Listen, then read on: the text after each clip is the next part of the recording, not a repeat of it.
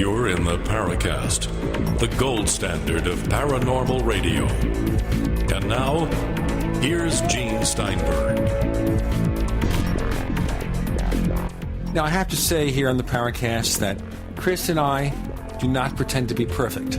Well, Chris is perfect because he's a trickster, and tricksters are always perfect. I tend to be less perfect. So we did make a mistake, an understandable mistake, but a mistake nonetheless. So last week, I mentioned on the show an article that basically said Aztec is really Roswell. The Aztec case in New Mexico was just a distortion of the Roswell case. There was an article. Yeah, good theory. I like the theory. Yes, it is. Very good theory. I mentioned it to Kevin Randall, and he seemed to think it was also an interesting point and worth discussing. It appeared at a site called UFO Iconoclast. And we knew that Tony Bragalia was one of the contributors, and we assumed, or you assumed anyway, that Tony had written this article, because this is the kind of contrary point of view he takes. Well, after we did the show, we since learned that Tony didn't write the article. It was written by the main proprietor of that blog, Richard Reynolds. Yeah. But still a good idea. But Bragalia disavows it. It's not his point of view. Well, it'd be easy to just stick your name on something if you're the one that writes it. I mean, hello. Well, he claims he puts his name on the stuff he writes, and therefore that would mean that what? That Richard Reynolds writes everything else? I don't know. It's confusing because if you look at the site, there's no real name anywhere. There's just an email address. Yeah, they kind of have this sort of shadowy sort of presence, and I guess they like it that way. They tend to be a little snooty, I think, at times. Rich Reynolds tends to talk down to people.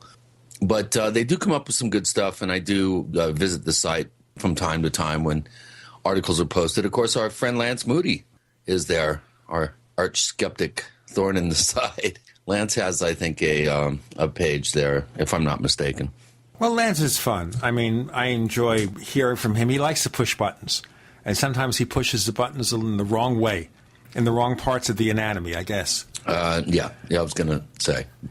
And sometimes he gets banned from our forums when he gets too far, but he's back in again. I think he's been banned 3 or 4 times. I saw him post 1 or 2 messages, but you know, our original co-host wanted me to ban him from the forums on several occasions when he got really ornery. But I haven't banned you from the forums yet, Chris. Would you like to be? We can. I really have worked on the creative flaming techniques over the years, and I do skirt close to the edge, but I don't think I've really done anything that deserves to be looked at in terms of being banned. We might have some posters that would disagree with that, but you know, when people push my buttons, I do tend to push back. So what can I say? You know, I'm only human. I'm a passionate guy, and I stick up for my friends. Right. Now, it's also difficult, we understand, that when you bring someone on the show, and he's your friend, and now you're in a position where you have to question them, but not just question them, maybe be critical of what they have to say. It's difficult, but we try. Well, having Ron James on, I mean, the guy's, I've worked for him off and on for 8 years. I mean, he hired me to go out to do editing work out in California. What am I going to do, attack him? I guess, you know. We did take exception to a few things that he had to say about the citizen hearing and some of the controversy surrounding the inclusion of some presenters there. And we didn't make any bones about it.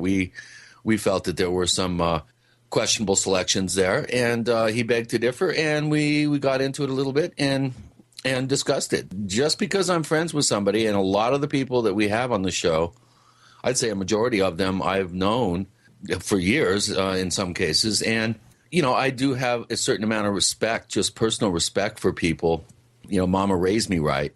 But, you know, occasionally, you know, we do get some flack on the forums that we're being too soft on people. We're not asking probing enough questions. And, you know, I think, Gene, if you look at some of the podcasts out there, and there's quite a number of them, first of all, they don't even know how to do a radio show. The technical side of it is highly suspect. But some of these shows are just, you know, they just pander to the true believers. And we want to know. We want to get to the core of an issue, core of a subject. We want to ascertain as many facts and and unassailable data as we possibly can, separate that signal from the noise. And I think we do a really good job doing that. And some people, if they take exception to that, well, that's their prerogative. And, this is barely still a free country, and everybody does have, some remaining freedom of speech rights. So the same holds true here at the Paracast.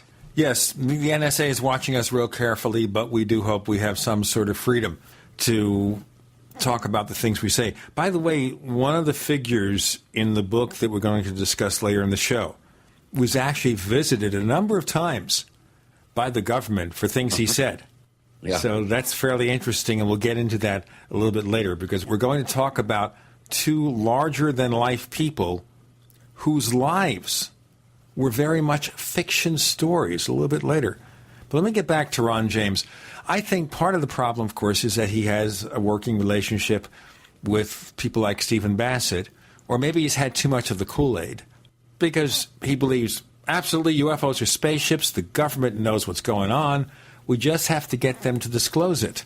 But there's also something which cites the definition of insanity is trying the same thing over and over again, thinking there's going to be a different result. No. So I ask the people who say, okay, the government has this project or this knowledge inside about UFOs being spaceships, tell us the truth. Let's get congressional hearings or something. Well, let's go back to the 1950s. Major Donald Kehoe, retired Marine Corps major, wrote lots of articles about aviation, knew people in the military, wrote these best-selling books about UFOs. His first one summed up everything. Flying Saucers from Outer Space, 1950-51. They're from outer space. There's it. The government is keeping a secret. He had a book out called The Flying Saucer Conspiracy. He lobbied through this organization, NICAP, for years to get congressional hearings. And finally, because of the Michigan sightings in the 1960s, then Congressman Gerald Ford arranged for those hearings. We got the Condon Committee arose over this congressional hearing. Of course, they whitewash, you mean? They whitewashed the whole subject. So why do we assume 60 years later, 50 years later, that if we do exactly what Major Kehoe did in the 50s and 60s, that we will get a different result? Why assume today we'll fare any better? Yeah, I don't know. That's a $64,000 question. I just have this sneaking hunch that even if the government did know something and was willing to disclose it, it wouldn't satisfy people out there. I think the real down and dirty data information, I think, is held in the hands of the aerospace companies and in the private sector. And I think that most political figures who come and go don't have a need to know in the eyes of the people that are controlling the information. And I think the more you know about this subject, I've said this many times, the more you know about the subject is in proportion to how confused you are. And I think the government and the military and the aerospace companies do know quite a bit more about this subject. That's why they're even more confused. We go round and round every so often on this subject. And you're right, Gene. The definition of insanity is trying the same thing over and over again and expecting a different result. And it's not going to happen. What's going to happen next is we're going to talk about a book called War Over Lemuria, subtitled Richard Shaver, Ray Palmer, and the Strangest Chapter of 1940 Science Fiction by Richard Toronto. And remember, Shaver and Palmer were responsible for introducing countless numbers of people to the possibility of UFOs or flying saucers.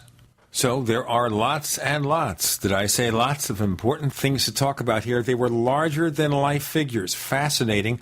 Our guest will be Richard Toronto, the author, and Geneva Hagen, who with me co-edited Caveat Emptor magazine. We both knew Shaver, and she's got great insights. All this, so much more coming here in the Paracast.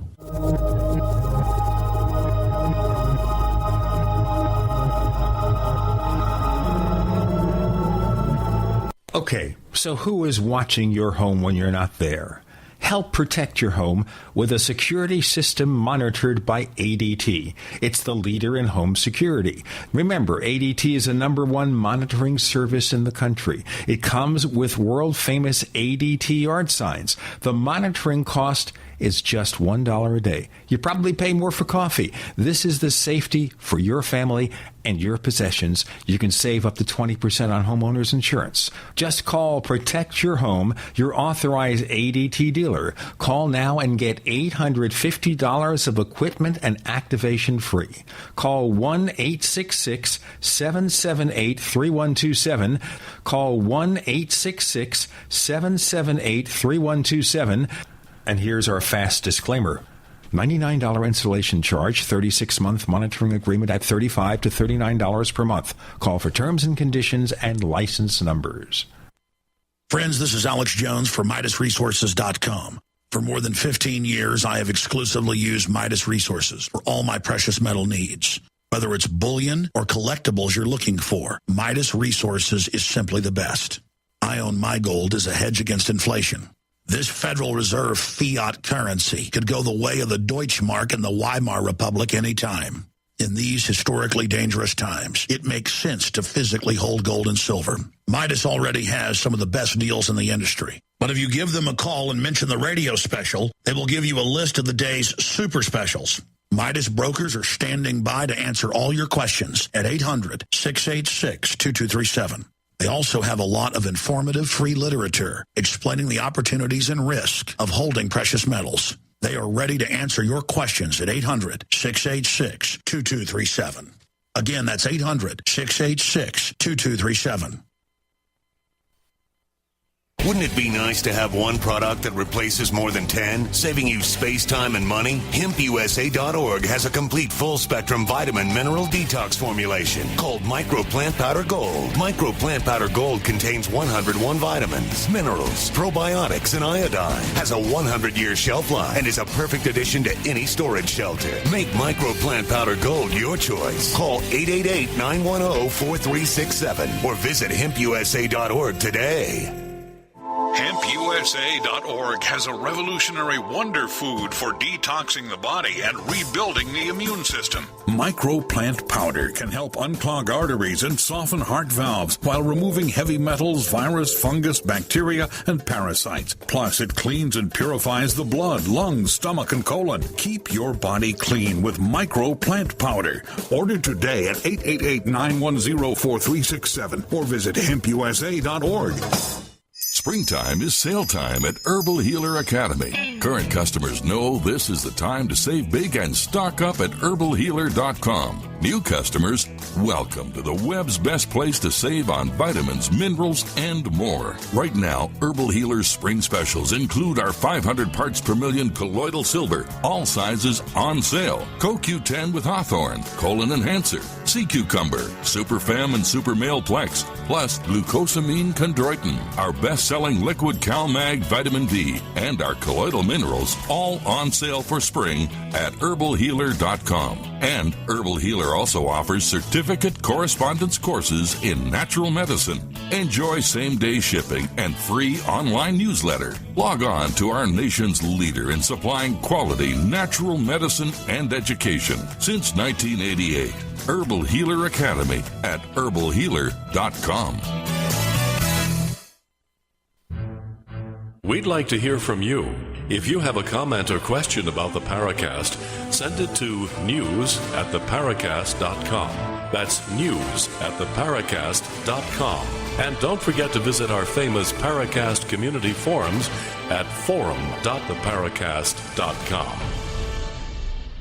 On the Paracast this week, we're going to go back in time, but we're going to tell you how the UFO field began, and also what we call here in Richard Toronto's book, The Strangest Chapter of 40 Science Fiction. The feeling I have is that without a guy like Ray Palmer and the people who followed him, some of the popularization of science fiction would not have occurred. It would have been the province of a few dozen fans, and by making it mass market, it paved the way for Forbidden Planet and movies like that. In the 50s, in the 70s, Star Wars, in the 60s, Star Trek, continuing to the present day. All this came out of the kind of science fiction that Ray Palmer championed. Richard Toronto joins us, also Geneva Hagen. Richard, I loved your book. Every word of it. And it's an incredible amount of research because Shaver and Palmer were larger-than-life figures, and a lot of the things they told about themselves were fiction. Right, Richard? This is true. This is what made it so difficult to write that book. The more you look into both characters, the more you realize they had certain things in common. Now, when Ray Palmer was growing up, everybody knows the story about his accident and how horrible it was, and he goes into it in his autobiography. You know all that part. And a couple of times, people like Howard Brown and Paul Fairman and others claimed that accident made him bitter. Well, it didn't really make him bitter, but no one really understood how trauma like that, and that's what it was. It was severe trauma to a very young boy. How that kind of trauma, now called PTSD, how it could affect one's thinking and outlook on the world. And that's what I think formed Ray Palmer's outlook. And a lot of it had to do with creating the world like he would rather have it be.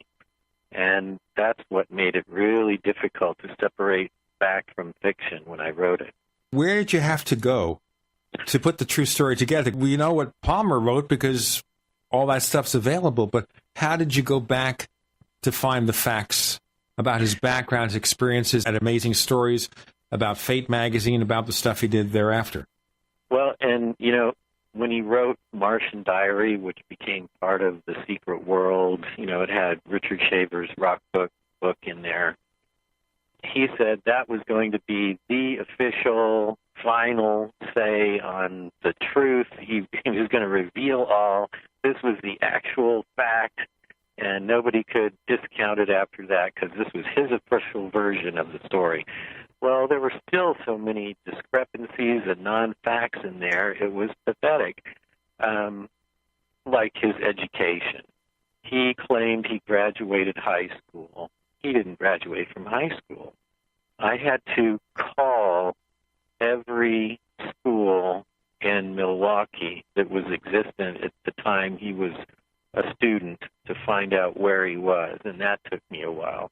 And a lot of people wouldn't talk to me about it, but piece by piece I got it. He basically went to work at about 16 years old, being a bookkeeper for the P.J. Levy's company. You remember that story?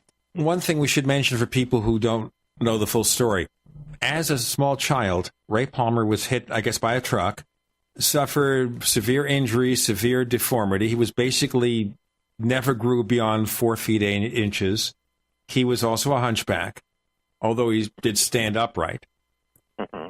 And you think, of course, when they say hunchback, they think of the movie The Hunchback of Notre Dame or something like that. But, he made it through life. He was married. He had a great family, despite his deformity. But it also made him, I suppose, defensive or overcompensating in his behavior. Well, if you think about it, before the accident, he was like the little child prodigy. His mother entered him in this contest where he was the healthy baby for the Gridley Dairy contest, and his picture was on milk bottle caps, and he was just the epitome of the perfect little baby. Well, that affects you as a kid, too. You think, well, I'm pretty special. I'm a perfect baby. And then he gets in this accident. Well, the accident was he somehow wedged his foot in the wooden spokes of this truck. Now, even the type of truck it is, it goes from, it runs the gamut between a milk truck, a butcher truck, a beer truck. No one seems to have the exact actual type of truck it was, but it was a truck. He put his leg in there, and the truck took off. And so what that did, it pulled him up. Those were big wheels in those days. Pulled him up and then whacked him down into the pavement head first. And this happened a few times over and over. So it fractured his spine, basically broke his back. and his father wouldn't take him to the hospital. Now, this is the other thing about Ray Palmer's history, the relationship with his father, which was not good. His father was an alcoholic, and because his father wouldn't face the facts, Ray Palmer basically was doomed to this life of deformity. Is that another reason why he would maybe retreat into himself, expand his imagination, and become a science fiction fan and later a science fiction editor and writer, because he could create his own imaginary universe and exist within it? Exactly. And, he spent a lot of time alone because he was stuck in that hammock-like thing because he wasn't supposed to move. But then periodically his father thought he should come out and socialize and everything. Well, how do you go from being the perfect baby and then thrown into the world looking like, a little hunchback? And people are not going to react the same way to you as they did before. People stared. One of the things he hated was the look of pity in people's eyes. Family friends would come over and they would pity him, and he hated that, which is what spurred him on to try and prove everybody was wrong about his future. They thought he was going to be, some cripple selling apples on the corner or something. And the other thing is, of course, is that over his life, on a number of occasions, and we're not going to go into those details, it's in the book, they pretty well gave him up for dead. Yep. Yet he hung out till he was in his late 60s, which was probably 6 decades longer than people might have thought he would have lived. Okay, so we have Ray Palmer, becomes a science fiction fan and later becomes editor of Amazing Stories and Fantastic and all those great Ziff Davis titles in the late 30s.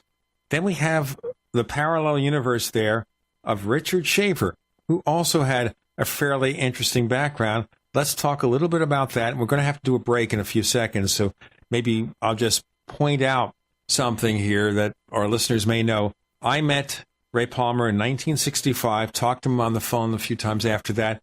Geneva and I met Richard Shaver at his cottage in Summit, Arkansas, back in the early 70s, a few years before his death, and later on Geneva will tell you about that. So we have some fascinating remembrances, but right now in our next segment, we'll be focusing a little bit about the life of Richard Shaver, how he got started. The book is War Over Lemuria from Richard Toronto. We also have Geneva Hagen joining Gene and Chris. You're in the Paracast.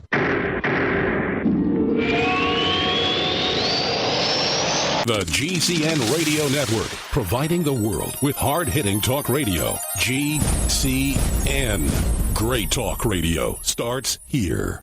If you want to get your website online and you need reliable service, first-class service at the lowest possible price, there's only one place to go. Well, DreamHost has a special promotion with our show where they'll offer you unlimited disk space, unlimited bandwidth, one-click web apps such as WordPress, 24/7 support. You can save over $55. You want to know how? Go to dreamhost.com/radio, dreamhost.com/radio. Whether it's personal mail, whether it's business email, you want reliable, dependable delivery, freedom from spam, freedom from viruses. Well, Polaris Mail offers professional email hosting services for your personal or small business use. Each account uses 25 gigabytes of storage, an easy-to-use webmail interface, and full mobile sync. Sign up today for a 30-day free trial at polarismail.com, polarismail.com. Oklahoma reminds us there are many kinds of storms in our lives. Nature regularly sends us destructive storms. 24 hours before a storm strikes, people panic. It would be wise to prepare ahead of the panic curve. The food price storm from drought and livestock problems is forecast to hit ridiculous heights by the end of the summer. Wonder if there'll really be a problem? eFoods Direct has a plan to maximize your food dollar and guarantee you'll be glad you ordered food. Until July 10th, buy 3 of any food item and receive the 4th one free with free shipping. The guarantee. After September 20th, when you've seen what happened with food prices and shortages, if you're not glad you ordered food, return the food unopened for a full refund. Go to efoodsdirect.com/Alex or call 800-409-5633. Your peace of mind guarantee. efoodsdirect.com/Alex or 800-409-5633. We all know that Berkey water purification systems are the most trusted name in water filtration. As an authorized Berkey dealer for over 6 years and serving thousands of satisfied customers, the Berkey Guy offers amazing specials for Berkey water filtration systems. The Berkey Light systems include a set of self-sterilizing and recleanable black purification elements that purify water by removing chlorine, pathogenic bacteria, cysts, and parasites to non-detectable levels and remove harmful chemicals such as herbicides and pesticides. Order the Berkey Light system today, complete with 2 black Berkey elements for only $231, and the Berkey Guy will ship your order free of charge. With the purchase of a Berkey Light, the Berkey Guy is also offering a set of fluoride and arsenic filters for only $39.99. That's over 30% off the retail price. Call the Berkey Guy at 1-877-886-3653. That's 1-877-886-3653. Or order online at goberkey.com. That's goberkey.com today.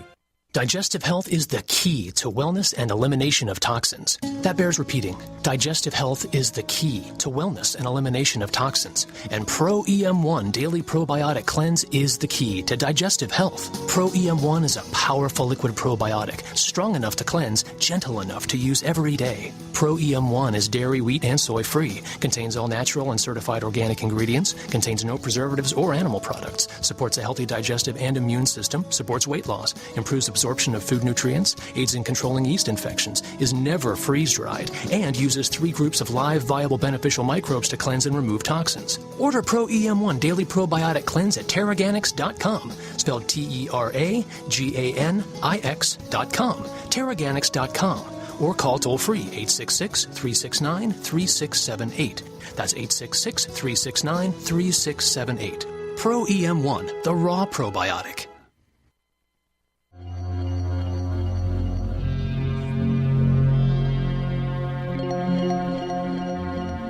Hi, my name is Richard Dolan. You're listening to the Paracast.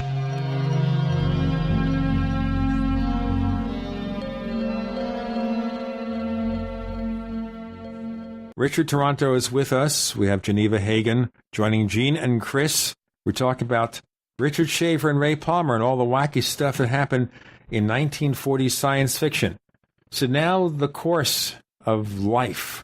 Richard Shaver, Richard Toronto, tell us a little bit about his background and what made him, as they say, approach someone like Ray Palmer. At the point that Richard Shaver met Ray Palmer, through the mail, of course, Shaver had just gotten out of Ionia State Hospital for the Criminally Insane. He got out of there in May 1943.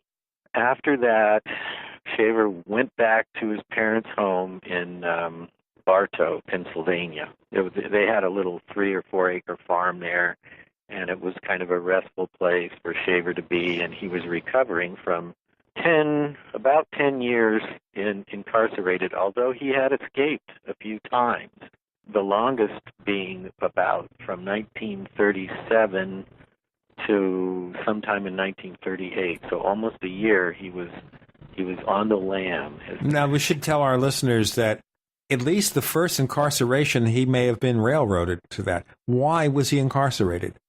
Well, he started hearing voices. Now, as everybody knows, the story goes that he started hearing it through his welding gun. When the problem started, let's say, he was married to Sophie Gurvich Shaver. She was a Young Communist League member, and Shaver joined the party. We understand here a lot of people in the 30s joined the Communist Party. Today, you think about all this, say, what were they doing? They wanted to destroy this country. No, this was, for a while, a fairly normal thing to happen for a lot of people. Oh, yeah. This was before the Cold War, and the Communist Party and socialism was not seen then as it's seen now. It's been demonized now since the Cold War. But in those days, Shaver was probably coming from a place like Jack London, and his writings, or maybe B. Traven. These were people that were looking out for the working man, and at that point in time, corporate America was really tromping on the working man. They They had no say. This was when unions were just beginning. Shaver was living in Detroit in the early 30s, and in 1932, the Ford massacre happened, and that's when a bunch of protesters during the Depression march. It was a peaceful demonstration up to a point when the police came, and then they started throwing dirt clods at the police, and then the police opened up, and so did Ford's henchmen, and a few people were killed, a lot of people injured, and this is what caused a certain solidarity among communists in Detroit at that time. A lot of the people who worked on the assembly lines were communists and socialists, but like I say, it wasn't the same kind of deal as it is now. Okay, so Shaver is hearing voices. Right. So what happened was Shaver's brother Tate died. That was one thing. And another thing I found out was there was an extreme stress going on between the Shaver family, which he was very tight with his family, and the Gurvich family, who was an old country Russian Jewish family. They were not happy about the marriage, and neither was the Shaver family happy about their marriage. They got married in 1932, I believe. So they had a lot of pressure from both sides of the family. Then Brother Tate dies. Then, as the story goes, Richard Shaver just flipped out and started walking. Well, I don't know where he walked. I don't know how long he walked, but during this walk, he got sunstroke, supposedly. He told me this, too. He claimed that he was in the hospital for 2 weeks with sunstroke. Well, he may have been in for 2 weeks for sunstroke, but it wasn't too many years after that he was put in Ypsilanti because he was hearing voices. So it could have been this vortex of all these things going on in his life. His mother said that his breakdown was a long time coming, but I don't know what she meant by that. So that's when the voices started, and his wife, Sophie, is the one that committed him. How did this make him criminally insane? Well, he was in Ypsilanti State Hospital, which was a lower security facility, and in fact would allow outpatient visits to their old home. And since Sophie was his guardian, this was all through the courts, she became his guardian. She could say, okay, he can come home for the weekend or for a week or whatever, and I'll take responsibility for him. And they didn't seem to have a problem with that at Ypsilanti. But when Sophie died in that freak accident in the bathtub, she was electrocuted. Remember that? It was a crazy story. But that was in December 37. She died. He has no guardian at that point. And at that time, Sophie had allowed him to go back to Bartow to stay with his parents because everybody agreed he'd be better off staying there with his parents, for recovery. So here he is in Bartow. His wife is electrocuted. No, he has no guardian, and I haven't told you the other part, that his wife's family hated him. Okay, that was what it boiled down to, and they did not want him associating with his own daughter. So at that point, Sophie's family decides they're going to appoint their lawyer as his guardian. His name was Louis Tendler. So in January of 30, I think it was, well, I get it mixed up between 37 and 38, but it's right in there. He gets appointed as Shaver's guardian. Well, when Shaver finds this out, he books. He just takes off without telling his parents where he's going or anybody where he's going, because he didn't say it, but I suspect he was afraid they were going to put him back in Ypsilanti because he didn't have Sophie, who was more sympathetic to his case. So he went on the lam for a year. So that's an escape. A lot of people say, well, there's no discharge paper from Ypsilanti, so how could he be in Ionia, which is a really high security facility? Well, there was no discharge because he escaped from Ypsilanti. And that's why they finally decided when they caught him a year later that they were going to lock him up and throw away the key. Okay, let's now look at this confluence of events here. What was Schaefer doing when he first hooked up with Ray Palmer, and how did he do it? And before we go on, we have about 50 seconds to start this answer, so go ahead, Richard. Okay. Well, while he was in Ionia, there was no way for him to get out like he used to go on visits, and nobody came to visit him except once in 1938. It was Sophie's sister, Rose, came to visit him. And he was pretty much hung out to dry.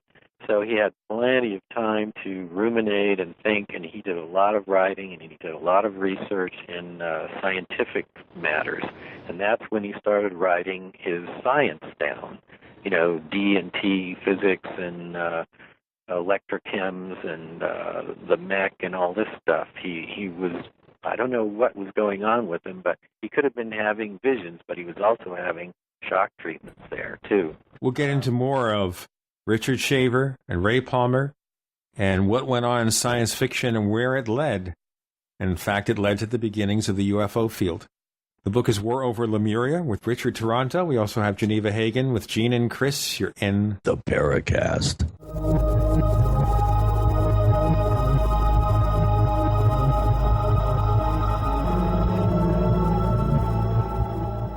America's #1 source for independent talk radio for over a decade.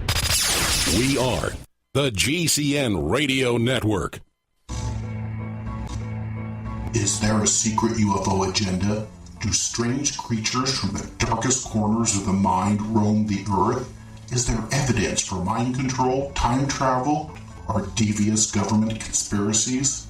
Find out the inside scoop on the latest conspiracies, paranormal activity, and Fortean phenomena when you subscribe to Tim Beckley's Conspiracy Journal. It's jam-packed with stories, special book and DVD promotions, and the best news, it's absolutely free, sent right to your mailbox. Plus, a bonus free email newsletter sent out every Friday. Simply send an email with your name and address to Mr. UFO at webtv.net. That's Mr. UFO at webtv.net.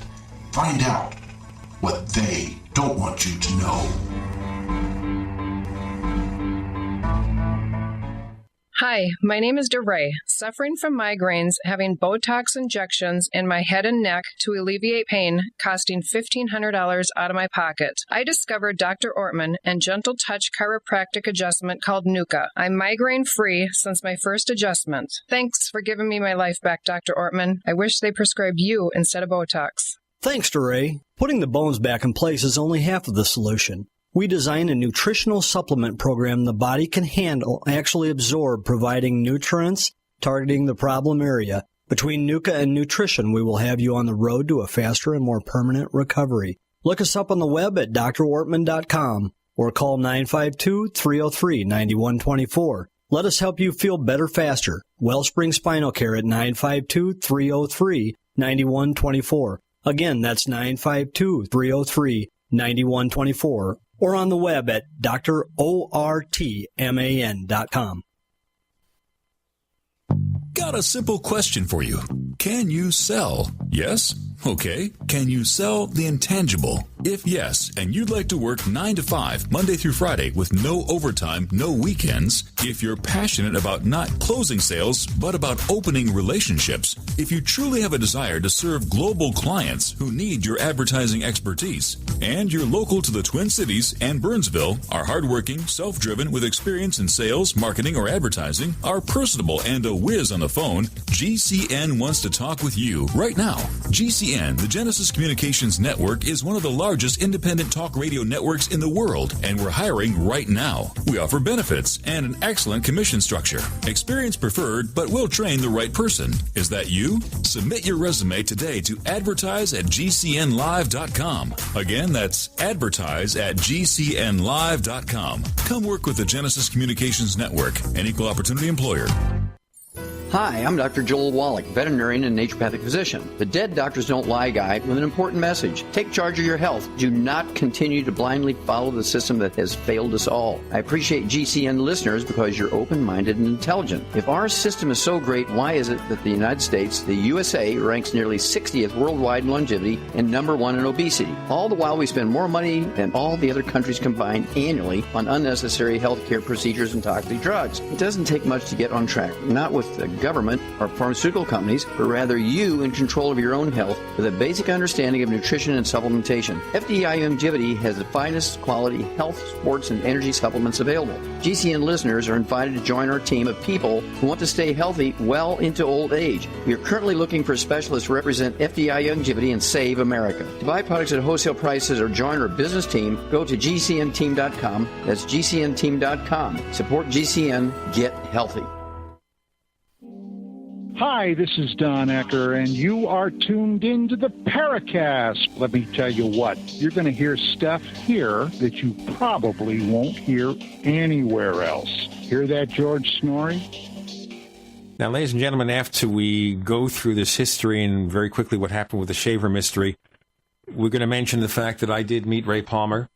As I mentioned before, I'll tell you about that visit, and Geneva will tell you about the visit we both made to Richard Shaver in the 70s when he was talking about something called rock books.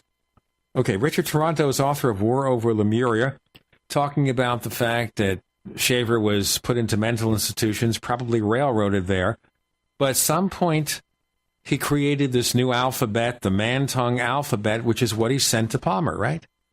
That's right. That was one of the things he worked on that he discovered while he was in Ionia. And that's what seemed to click with Ray Palmer.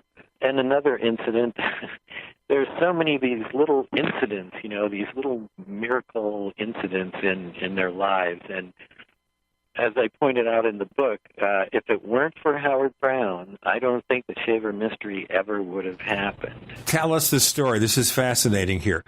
He was an assistant editor at Amazing Stories. That's right. And he gets this letter. What happened next? Well, the backstory is that Howard Brown and Ray Palmer always kind of had this feud going. Howard disapproved of Ray Palmer. Howard was a very good writer. He wrote a series of detective novels, and he was editor of Mammoth Mysteries and Mammoth Detective for Zip Davis.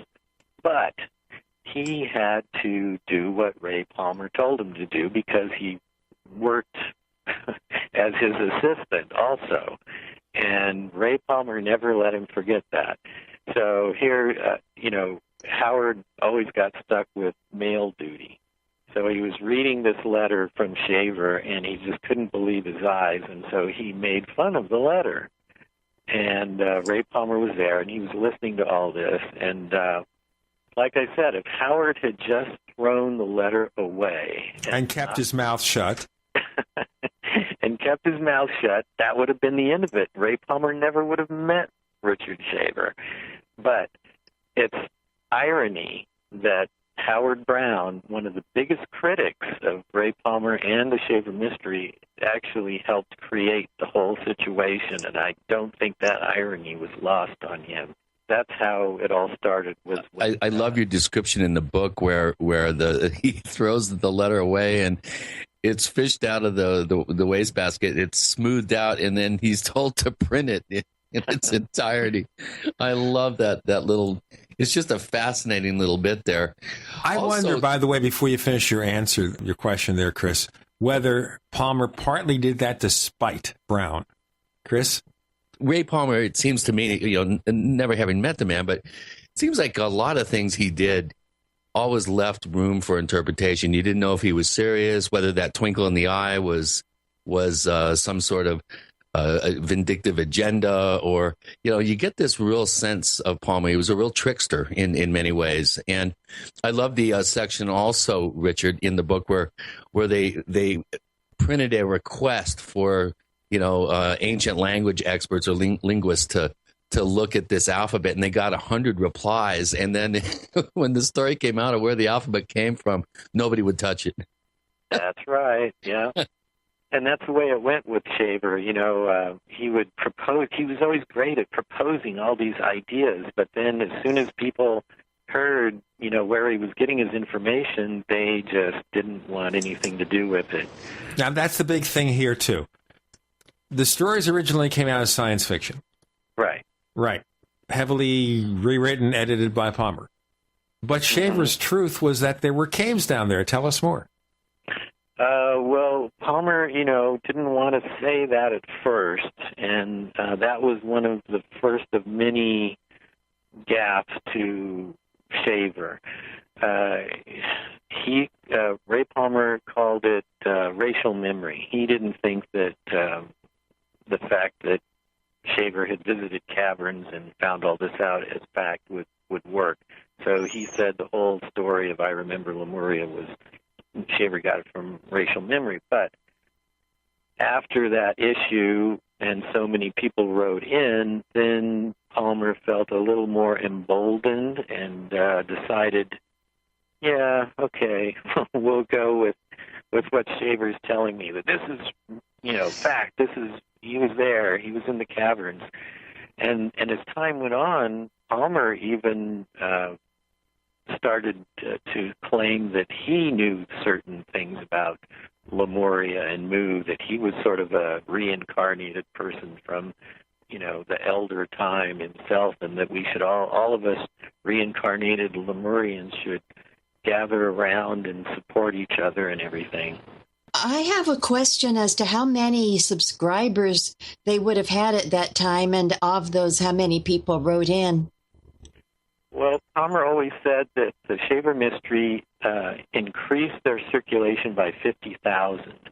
And I think they were hovering before that around 125,000 or 130,000. So, and that's what William Hamling told me, too. He said about 50,000 extra people were brought in by the Shaver Mystery. And how many of those people wrote to say that it was actually true?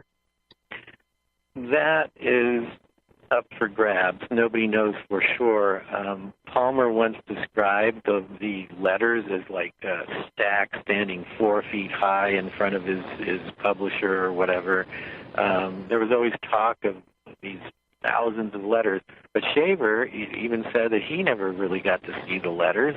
I don't know who else saw these letters other than Ray Palmer and maybe, okay. Yeah. Well, so the indication was that there were a lot of people out there in the readership that were hearing voices.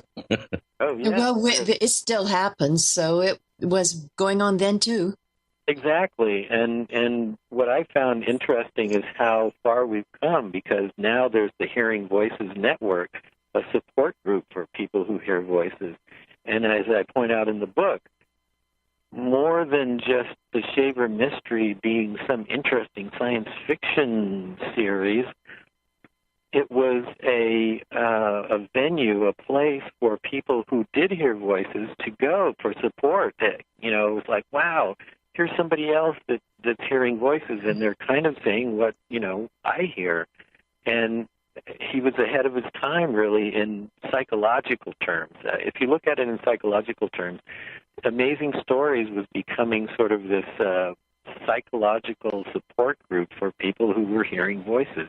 And when Biff kicked the Shaver Mystery out, it took another 40 years before actual professors and people with degrees started looking at this and saying, yeah, you don't have to be a totally schizophrenic, crazy person to live a normal life, but you hear voices. You just have to come to terms with it. That's a quick question here. Now, were the stories in the writings of these people, were they consistent with what Shaver claimed? Palmer said that they were, and Shaver said they were too. And Shaver always said that it was too coincidental for everyone saying something very similar. You know, he pointed out in this early Fate piece, he wrote it as G.H. Irwin, called 20 Million Maniacs. You remember that? It was all about people who heard voices. Now, this was, I think, in the very first issue of Fate. So I think that G.H. Irwin was a pen name, a house name that Rapp used. Rapp, by the way, is Raymond A. Palmer. He signed all his articles with the 3 letters. Right. Everybody called him Rapp. Anyway, 3 people used that house name. One was Leroy Yerxa, the man who introduced Ray Palmer to his future wife, Marjorie. And the other man was Richard Shaver, and the third man was Ray Palmer. So 3 people used that name. Well, in 1948, by that time, only 2 were left living, Ray Palmer and Richard Shaver. So I think that the article was written by both. But in that article, G.H. Irwin points out that people who hear voices often will relate really similar things that they're saying, and he postulated that why are they saying all the same thing? You know, shouldn't they be coming up with all different things that the voices would be telling him? But the voices are being very consistent, so he used that as part of his argument that there was a single source for the voices. And we'll discuss what that source was supposedly in our next segment, but we now have to do our break. Richard Toronto joining us. The book is War Over Lemuria. We're joined by Geneva Hagen with Gene and Chris. You're in the Paracast.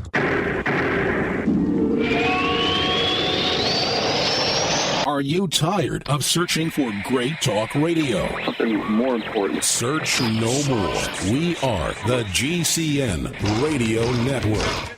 Hi, this is Ted Anderson. If you'd like to listen to GCN programs on the go, I have great news. GCN has created a Droid and iPhone application, and it's free. Just as easy as going to GCNlive.com, click on the banner, and download. Before you know it, you'll be listening to your favorite hard-hitting GCN shows, live or on demand, right on your Droid or iPhone, 24/7 and on the go. So download the Droid and iPhone app free by clicking on the banner at GCNlive.com. Thanks again for listening to GCNlive.com. Again, that's GCNlive.com. Hi, this is Ted Anderson. Have you ever wondered why banks, stockbrokers, investment advisors won't talk about gold IRAs? They've been available since 1986, yet the financial industry won't recognize the value of gold for your retirement. Gold has outperformed paper investments, yet no word about IRAs. If you would like to have gold for your retirement, call 800-686-2237. Don't get left behind by rising inflation and low returns. Call 800-686-2237. Secure your future and call 1-800-686-2237.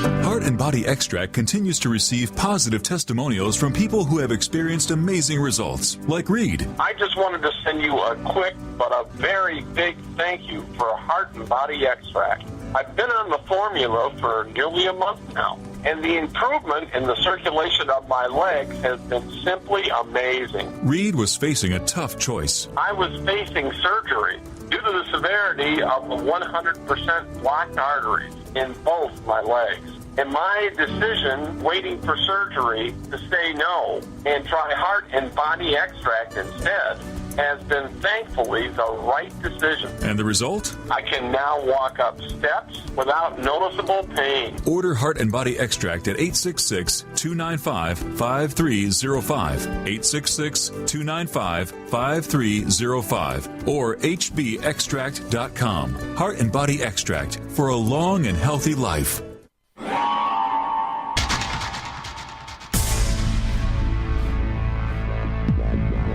Welcome back to the Paracast, the gold standard of paranormal radio. And now, here's Gene Steinberg.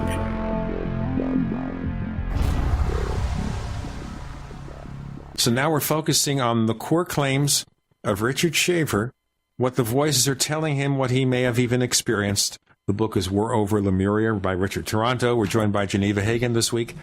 I'm Gene Steinberg with Chris O'Brien, our favorite trickster. Okay, Richard, let's have the answer now, maybe in a quick Reader's Digest version. What is the core basis of what Shaver claims? He claimed that there is a race of beings living under the planet in caverns that were put there by a much older race, a very advanced race that had to leave the planet thanks to our sun spewing out detrimental radiation. They couldn't take it, these elder people who came from space.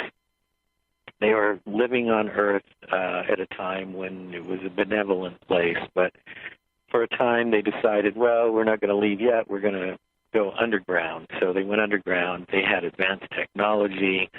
They, before they migrated back into space, they left a lot of this machinery, these mech as they called it, but there were stragglers, and the stragglers are the people, the mutants that are down there today called the Darrow, and the good people are the Tarot. These are the people that helped Shaver.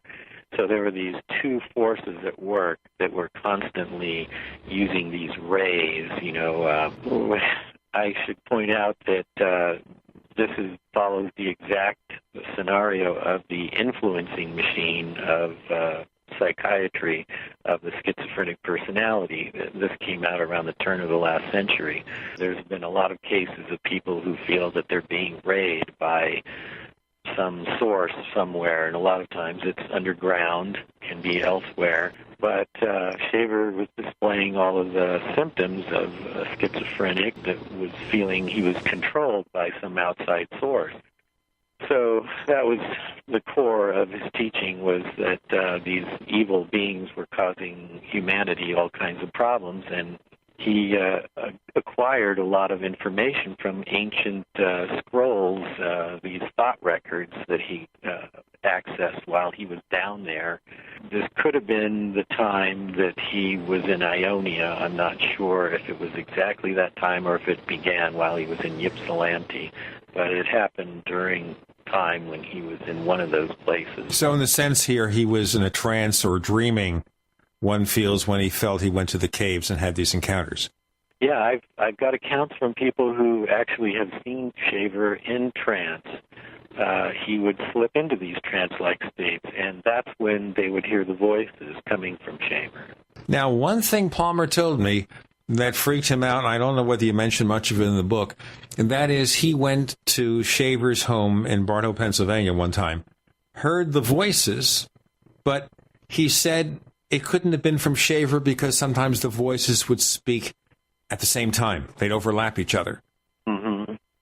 Well, what he would write in his editorials in Amazing, and then there was what he would write in letters to Shaver.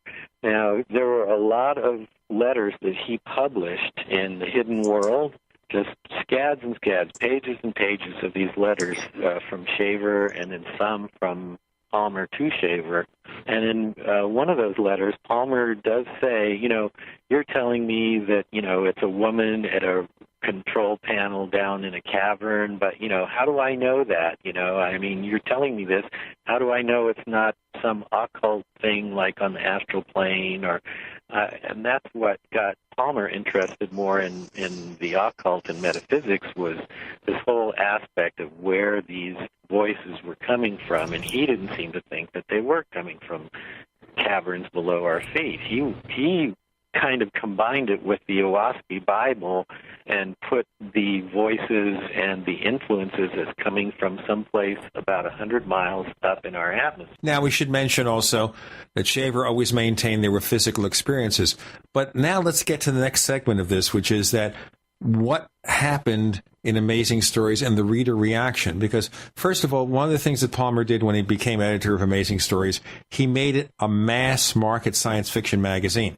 It wasn't just cerebral stuff where we take some kind of new invention and we do a story around it. This had characters and action paving the way for things like, I said before, Forbidden Planet and Star Wars and Star Trek and stuff like that, right? That's right. In fact, I would say that movies, even before Star Wars, science fiction films adhere more to the Palmer type of science fiction rather than the John W. Campbell Jr. science fiction. See, even before the Shaver Mystery, fandom was already split into two camps. You had John Campbell Jr., who was more the cerebral kind of science fiction, for the intellectual, and the fans followed that guy. They felt that science fiction deserved a place in mainstream literature, which it didn't have. It was like dime magazine type literature. It was pulp literature. Okay, so Palmer, in working out his type of science fiction in the 1930s when he worked at Fantasy Magazine, he was heavily influenced by a guy named Weinbaum, Stanley G. Weinbaum, who humanized science fiction. He got away from the old, nuts and bolts, clunking robot kind of thing and gave aliens personalities. This was before George Lucas, way before. So Palmer was totally blown away by Weinbaum, who died very young. So Palmer took on the mantle of Weinbaum, and this influenced his type of science fiction, which was more of a visceral, emotional science fiction, which the fans, and I got to add here, the fandom was only about 150 kids, but they were the people at that time that grew up to write the histories of science fiction, like Forrest J. Ackerman, Moskowitz, and Harry Warner Jr. All these were young people, fans, and they were the ones that wrote the history. It's like the victory is to the person who gets to write the history, right? Well, that's why Ray Palmer has always been so discounted and reviled over the years. These are the people that didn't like him at that point in time. They didn't like it because of Shaver. So basically here, a lot of science fiction fans were up in arms over Amazing Stories, Fantastic, and complained as if Davis because of all the stuff with the Shaver Mystery and these caves and all that. Oh, yeah. That was like the cherry on top of the cake. Once Palmer came up with the Shaver Mystery, they dug their heels in, and that's when they started writing in letters, started complaining. That's when Shaver got a lot of bad media attention, too, about the Shaver Mystery. Yeah, so he got a lot of bad press, and the fans were constantly hammering him. They were actually even trying to hoax him. They would be sending in these stories to see if he'd print them, and then they'd spread the news that they were able to get through and bamboozle Palmer, and this created some quite a bit of controversy amongst the real hardcore science fiction fans. Yep, Palmer fell for quite a few hoaxes. In fact, in my second book, to War Over Lemuria, which is called Shaverology, a Shaver Mystery Home Companion, I go into that extensively about hoaxes. And I talk about people always said how Ray Palmer was such a hoaxer, that he was constantly coming up with hoaxes. But the more you dig into it, the more you find that he was taken in by more hoaxes than he ever created hoaxes. Now, I had talked to a science fiction writer back in the 70s talking about Palmer, and he said Palmer was the kind of person who would state an argument not because he believed it, but to get reader reaction, to keep those cards and letters coming, to keep active letters to the editor sections. But at some point in time, the Shaver Mystery faded out of Amazing Stories, but then Palmer and Curtis Fuller began Fate Magazine. Let's talk about the beginnings of Fate Magazine, because just before that, we were getting the first mass reports and sightings of UFOs. Richard Toronto joins us with Geneva Hagen, Gene Steinberg, and Chris O'Brien. You're in the Paracast.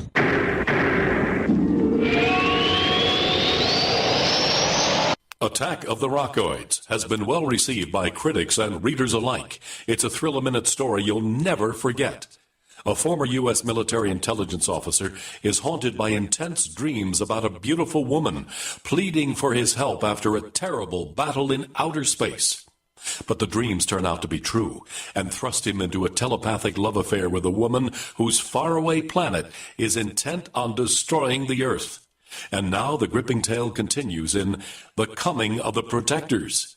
It's the second book of the Rockoids trilogy, a galaxy-spanning adventure that pits our hapless heroes against powerful, fanatical enemies that threaten the lives of freedom-loving beings everywhere. Attack of the Rockoids and The Coming of the Protectors. Classic science fiction at its best, available now. For more details, visit rockoids.com. That's ROCKOIDS.com. Hi, this is Gary Cooper with Midas Resources Gold and Silver. Don't be surprised when the global elite confiscates money from your bank account one day. They have already very clearly telling you that they're going to do it. With what just happened in Cyprus serving as a blueprint for future bank bailouts, if you are concerned about keeping your money, why not consider storing your wealth in gold and silver? Call me, Gary Cooper, at 1-800-686-2237, extension 130. Together we'll discuss your options of buying gold and silver. Again, the global elite have plans for your money, and it doesn't include you. So call me, Gary Cooper, at 1-800-686-2237, extension 130, and I will send you a booklet with 10 reasons why gold and silver could be right for you. Again, don't get caught with money in your account when the next bank bailout hits. Call me, Gary Cooper, at 1-800-686-2237, extension 130. We all know that Berkey Water Purification Systems are the most trusted name in water filtration. As an authorized Berkey dealer for over 6 years and serving thousands of satisfied customers, the Berkey Guy offers amazing specials for Berkey water filtration systems. The Berkey Light systems include a set of self-sterilizing and recleanable black purification elements that purify water by removing chlorine, pathogenic bacteria, cysts, and parasites to non-detectable levels and remove harmful chemicals such as herbicides and pesticides. Order the Berkey Light system today, complete with 2 black Berkey elements for only $231, and the Berkey Guy will ship your order free of charge. With the purchase of a Berkey Light, the Berkey Guy is also offering a set of fluoride and arsenic filters for only $39.99. That's over 30% off the retail price. Call the Berkey Guy at 1-877-886-3653. That's 1-877-886-3653. Or order online at goberkey.com. That's goberkey.com today. How's your pH today? Are you acidic? How alkaline is your blood and body? What is the pH of the water you drink? We are AlkaVision, and we have the answers. Drinking pure, high alkaline water is one of the most important factors in maintaining vibrant health and high energy, because bacteria and viruses cannot survive in an alkaline, high pH environment. If your drinking water isn't at a pH level of 8 or higher, boost it with AlkaVision Plasma pH Drops. Our unique formula will alkalize your water, ridding your body of harmful toxins and acid, and help regain energy and health. Simply add 10 drops of AlkaVision Plasma pH Drops to help your body rid itself of acidic waste, increase oxygen, and raise the pH of your body to optimal levels. Order your bottle of AlkaVision Plasma pH Drops for only $29.95 at alkavision.com, spelled A-L-K-A vision.com, or call 800-518-7615, 800-518-7615. Alkalize your body, supercharge your health at alkavision.com. We'd like to hear from you. If you have a comment or question about the Paracast, send it to news@theparacast.com. That's news@theparacast.com. And don't forget to visit our famous Paracast community forums at forum.theparacast.com. So return with us now to those thrilling days of yesteryear. I'm thinking of the Lone Ranger here because we're going back to the 40s. So in the latter days of the Shaver mystery, Richard Toronto, we heard about UFOs, then called flying saucers, and Palmer was collecting this stuff, and then he got involved in setting up Fate magazine. Let's talk about the first UFO reports, how Shaver may have predicted the UFOs according to some estimates and some claims, and how it led to Fate magazine. Shaver talked about some of the, like I said, these machines that the elder race left below. And one of the transport vehicles was called a Rolat. The way Shaver described it, it was very similar to the way flying saucers behaved. They could come out of the caverns and fly in the atmosphere, and they could even go into space. This is what Ray Palmer used as one of his proofs that the shaver mystery was indeed real, because once the Maury Island incident happened and then Kenneth Arnold and flying saucers became a big national subject, Palmer used that to tie into the shaver mystery. But at that point in time, the shaver mystery was already sliding out the door, because by 1947, Ziff had told Palmer, you got to cut loose this mystery part of, if you want to print Shaver's science fiction stories, fine, but we're not going to have any more of the Shaver mystery stuff. They didn't like talk about the flying saucers because, and I got this straight from the horse's mouth when I talked to William Hamling. He said that the Ziff Davis offices were constantly visited by agents of the government and military. What they were interested in were things that Ray Palmer was talking about, flying saucers and the Shaver mystery. Now, it came to a time here where, because of one of those incidents, and we've talked about before on the Paracast, the Maury Island UFO sighting, because of that, Palmer was visited and actually vilified by some people in the government, such as Edward Ruppelt, who called Maury Island like the biggest hoax in history and blamed the Chicago publisher for it, the Chicago publisher being, of course, Ray Palmer. Tell us. And he wasn't the only one. Palmer was publicly humiliated like that more than once.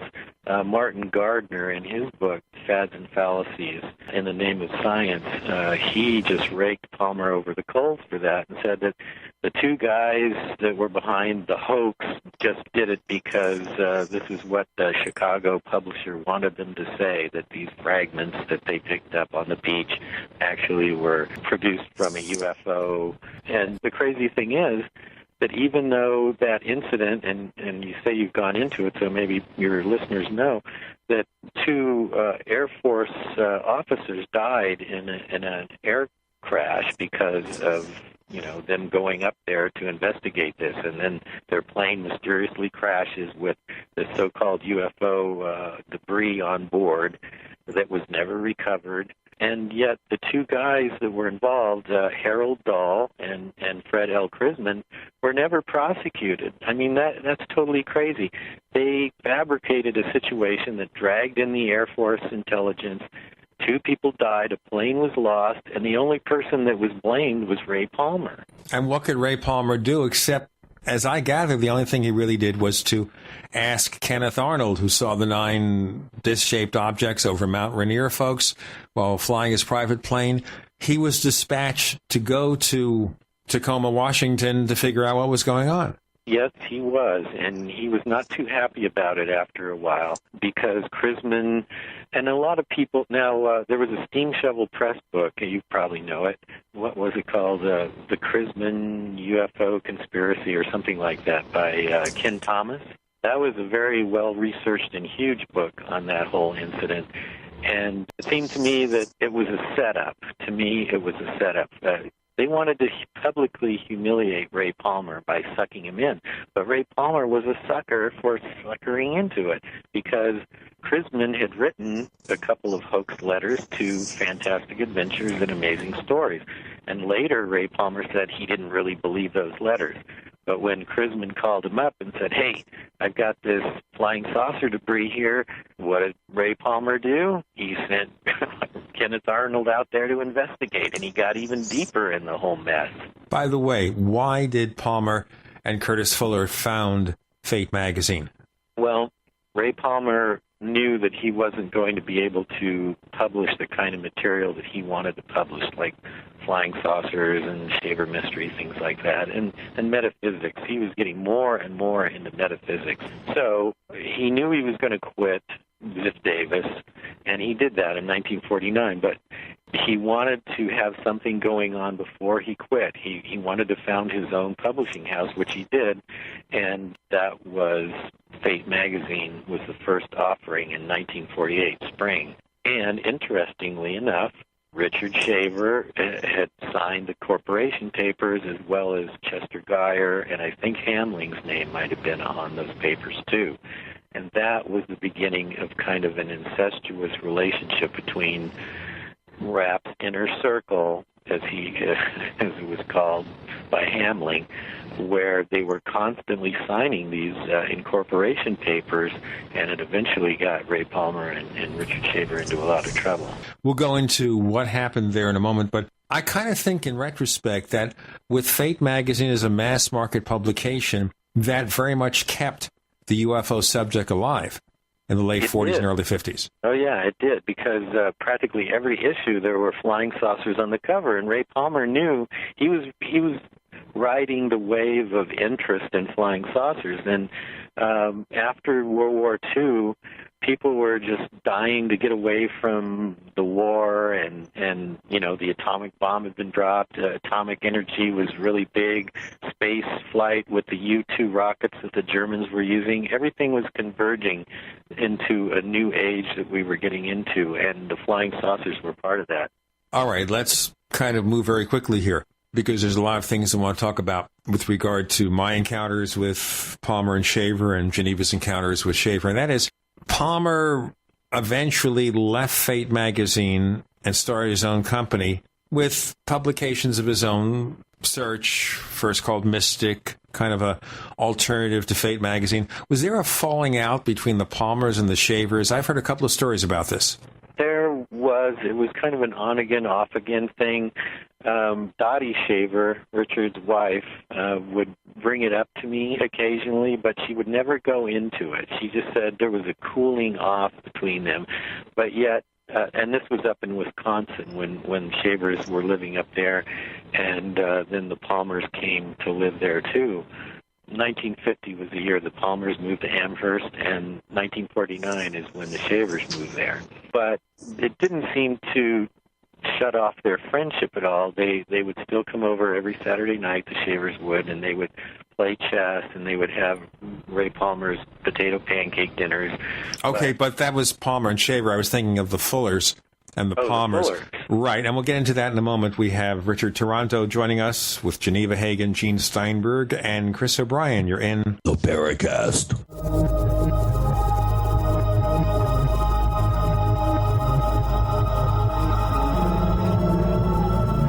The GCN Radio Network, providing the world with hard-hitting talk radio. GCN. Great talk radio starts here. Graphic Converter is the image manipulation tool for the rest of us. It does not use any database. You get full control of all your files. Want to view the images of a folder? Drag it into Graphic Converter, and a powerful browser opens up to show your image files. You could use it for slideshows. You could use it to import images from digital cameras or from scanners. Need to do some image editing? You can do that too in Graphic Converter. Also print catalogs. Convert from so many formats I can't even list them. Download now to see if Graphic Converter is good for you, like 1.5 million other users. Guess what? You could save money when you buy Graphic Converter. Use the coupon code Night Owl. Use the coupon code Night Owl to get a special price for Graphic Converter. Go to lemkesoft.com. That's LEMKE soft.com. lemkesoft.com. LEMKE soft.com. To thank you for being a loyal listener, we have a limited time freebie offer for you. Claim your free heirloom tomato seeds, just pay shipping, right now at 123freeseeds.com. These aren't ordinary seeds. These are heirloom, non-genetically modified super seeds that are open pollinated and can be grown, harvested, and replanted endlessly. These survival seeds are actually more valuable than gold in a crisis. Go to 123freeseeds.com and you can get an airtight storage packet of 150 super seeds free while supplies last to say thank you for being a loyal listener. First come, first served. Just cover shipping. Go to 123freeseeds.com now to see if your free heirloom seeds are still available. That's 123freeseeds.com. If you owe the IRS back taxes, listen carefully. Sweeping changes to IRS policies will help more people than ever eliminate their tax debts once and for all. And now I can help you reduce or eliminate your tax debts and end your tax nightmare. Hi, I'm Dan Pilla. I've helped thousands of people reduce and eliminate tax debts they couldn't pay, and after more than 30 years of experience dealing with the IRS, I can tell you there's no such thing as a hopeless tax case. And with the IRS's new policies, it's easier than ever to put your tax debt behind you once and for all. Call now at 800-346-6829 to learn how I can help you. You know your IRS debt will not go away by itself, but you don't have to live in fear anymore. Call 800-346-6829. Learn how I can help you eliminate wage and bank levies, release tax liens, and negotiate a settlement with the IRS that will put your tax nightmare behind you forever. Call 800-34-NO-TAX or go to taxhelponline.com. That's taxhelponline.com. Digestive health is the key to wellness and elimination of toxins. That bears repeating. Digestive health is the key to wellness and elimination of toxins. And Pro EM1 Daily Probiotic Cleanse is the key to digestive health. Pro EM1 is a powerful liquid probiotic, strong enough to cleanse, gentle enough to use every day. Pro EM1 is dairy, wheat, and soy free, contains all natural and certified organic ingredients, contains no preservatives or animal products, supports a healthy digestive and immune system, supports weight loss, improves absorption of food nutrients, aids in controlling yeast infections, is never freeze-dried, and uses 3 groups of live, viable, beneficial microbes to cleanse and remove toxins. Order Pro EM1 Daily Probiotic Cleanse at Terraganix.com, spelled Terraganix.com, Terraganix.com, or call toll-free 866-369-3678. That's 866-369-3678. Pro EM1, the raw probiotic.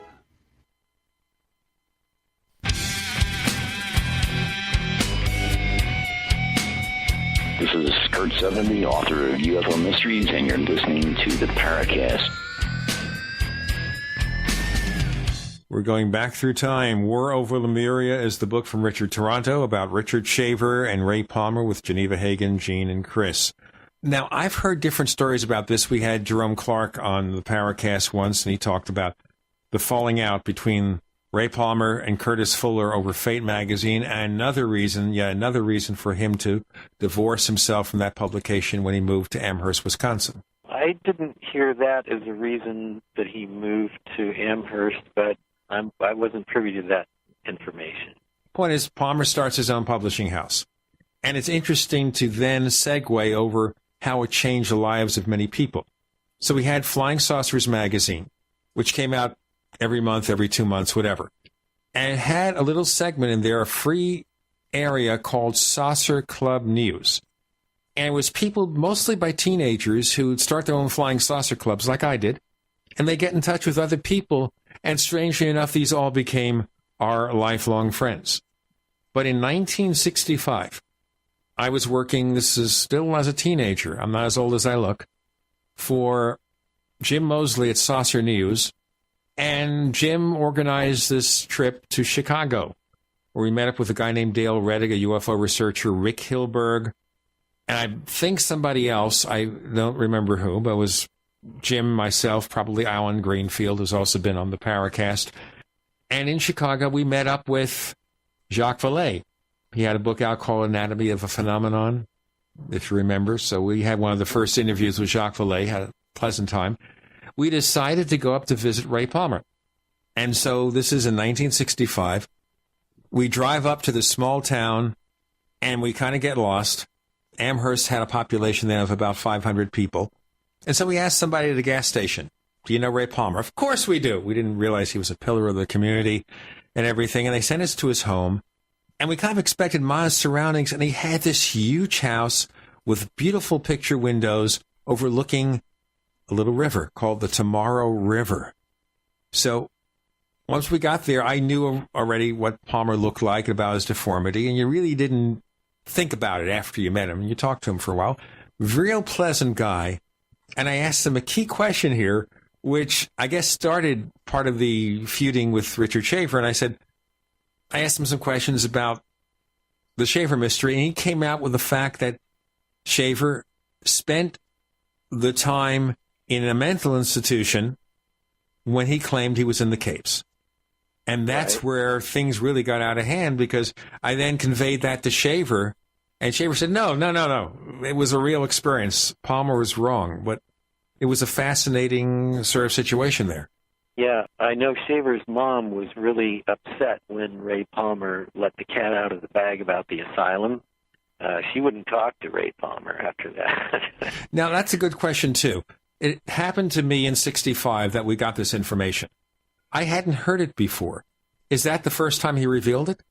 I think it was earlier than that, when they had problems with, like I alluded to, with signing of corporate papers. They got into this porno publishing scandal called the Freedom Publishing Company. It was Hamling's doing, because Hamling by that time had dumped science fiction, and he was going with girly mags like Rogue, and he was publishing softcore porn paperbacks. He was a friend of, or a former friend of Hugh Hefner. Well, not according to Hefner, but according to Hamling, he was. Hefner denies it. There was some kind of falling out between Hefner and Hamling too. But yeah, they were contemporaries at one time. They both worked for the same publishing company in the early 50s. But so where were we at that point? Okay, so where it came out that Shaver had been in the mental institution, the outgrowth of that. And Palmer still said in the interview with me, I still believe Shaver. But of course, he didn't think of physical caves at that point. He was thinking of a mental process of the astral. This is where a lot of that started. And as I said, I wrote to Shaver and said, what's this all about? And he went livid in those letters. Geneva, you probably saw some of those, right? I don't remember those particular letters. I remember we talked about it. Right. I know that we had an article in Caveat Emptor magazine from Shaver. Yes. Well, I think that it came out during a meeting with some lawyers at Ray Palmer's house in 1963. That's when the crapola hit the fan over this porno publishing thing, and then the media got a hold of it. And Ray Palmer didn't want his standing in the community to be ruined. And like I point out in the book, it appears that it was decided that Shaver would take the fall for the whole thing. And that, I think, is when it started leaking out that Shaver had been in a mental hospital. Now, Ray Palmer wasn't a dumb guy. When Shaver was writing to him, I am almost positive he knew that Shaver was a former mental patient. But think about it. If he said, yeah, my author is a former mental patient, and he's getting all this information that we're claiming is true in our stories, and he couldn't say that. His publisher would not have allowed him to print this stuff, so he kept his yap shut about this. You can see in the letters that he published in The Hidden World that Shaver was talking a lot about mental hospitals, nut houses, as he called them, bug houses, how his wife convinced him that he had to go see a doctor, and how they'll put you in there and you don't want to get in there. I mean, Ray Palmer had to have known that Richard Shaver was in a mental hospital as early as 1945.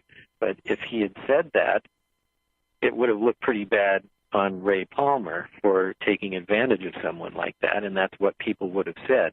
I mean, they said that anyway, but if Ray Palmer said, yeah, I knew he was in a hospital all the time, it didn't come out until many, many years later. Oh, the story was a nurse somehow lifted his personal files from the asylum and showed them to me. Well, that's crazy. No nurse would lift a patient's files and show them to some science fiction editor, but that was Ray Palmer's story. So he had to let the cat out of the bag eventually, and I think it happened about that time when you talked to him, maybe a little earlier. Now, in the latter years of Shaver's life, and we'll get into what Palmer did, but in the latter years of Shaver's life, he got involved in something called rock books. And what I'd like to do here is have you briefly tell us about that, but then we'll talk about the experiences that Geneva and I had in visiting Shaver and playing around with the rocks and the rock books. But how did this start, Richard? It started up in Wisconsin. Most people seem to feel, because all of his work seemed to be coming from Summit, that it started there, but it didn't. It started around 1962 up in Wisconsin, and it was actually Dottie Shaver that discovered the rock books. And Shaver even admits that, but he didn't pay any attention to it at first. Dottie said that he laughed at her at first, which is kind of funny. But then, all of a sudden, a few weeks after, with these rocks just sitting on his desk, something clicked in his head, and that's when he discovered the rock books. Many years later, Dottie said, I wish he'd never gotten onto that. I wish I'd never put those rocks on his desk, because it became an obsession. Now, these books were books supposedly depicting records of some kind of ancient civilization, but supposedly you need special equipment to look at them. It's almost as if they had recorded their stuff, assuming they're real, which could be very complicated here to talk about, in some kind of crystalline form. And I think of the movie Superman the Movie, where Superman, first becoming knowledgeable about his past, takes these crystals and uses them to play back the holographic images of Jor-El. And I think, all right, that's cool, but what about Shaver? That's kind of almost the same thing. That in his own way, Shaver was seeing what he believed were records. And the question, of course, is, were they really records of anything or just a gigantic Rorschach test? Richard Toronto joins us with Gene, Chris, and Geneva Hagen. You're in the Paracast.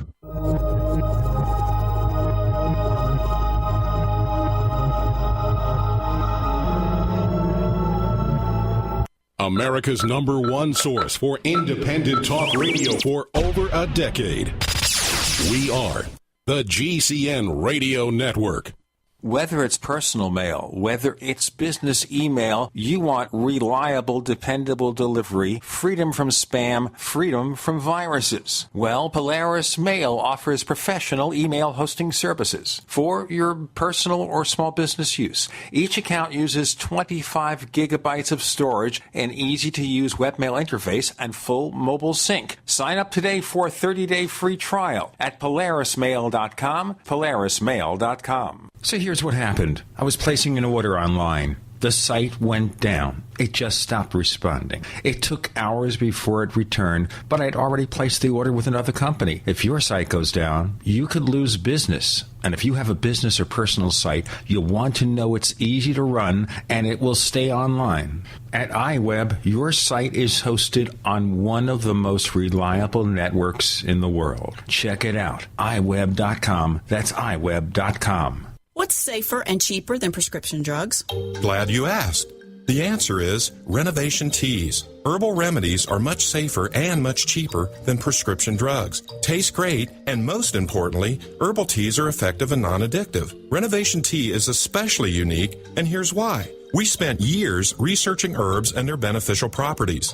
Renovation Teas uses only 100% organic, fair trade herbs. Our teas are blended towards specific ailments and health conditions, such as diabetes, blood pressure, anxiety, libido, detox, and much more. All Renovation Teas are formulated and hand-filled in Arkansas. Take care of yourself naturally, the way Mother Nature intended. Order Renovation Teas at renovationtea.com or call 870-784-3121. That's 870-784-3121. Renovation Teas. Renovate your health one bag at a time. Big business has discovered the preparedness market, and that makes it difficult to know where to go and who to trust. MyPatriotSupply.com is owned and operated by patriots just like you. Has the best prices on storable food, non-GMO seeds, water filtration devices, home canning equipment, survival and self-reliance books, and more. MyPatriotSupply.com has old-fashioned values and the absolute best customer service in the industry. Look for the deal of the day. Unique, affordable survival supplies that fit anyone's budget. Get same-day shipping on all orders and free shipping on orders over $49. Call 866-229-0927. 866-229-0927. Or visit MyPatriotSupply.com for emergency preparedness, self-reliance, and food independence. Shop with a name you know and a name you can trust. Before it's time to survive, it's time to prepare. MyPatriotSupply.com. A little over a year ago, I began to do a lot of research into why, even though I had a pretty good-sized meal, that I was still starving. And my research led me to a well-known fact that most of the soils that we grow our crops on here in the United States and across the industrialized world are almost completely depleted of almost all of the key minerals and trace elements that our bodies need to rebuild themselves, fight off cancer, and be healthy. I then searched out the best vitamin and mineral company out there and discovered Youngevity. The Youngevity products are designed to give you the real nutrition you need, and once you've got that, you don't have to eat as much to be satisfied. I've lost 37 pounds in 2 months, simply getting the vitamins and minerals I need. Check it out for yourself. It's incredible. Go to InfoWarsTeam.com today and order your first canister of Beyond Tangy Tangerine Complete Multivitamin Mineral Complex Dietary Supplement. That's InfoWarsTeam.com.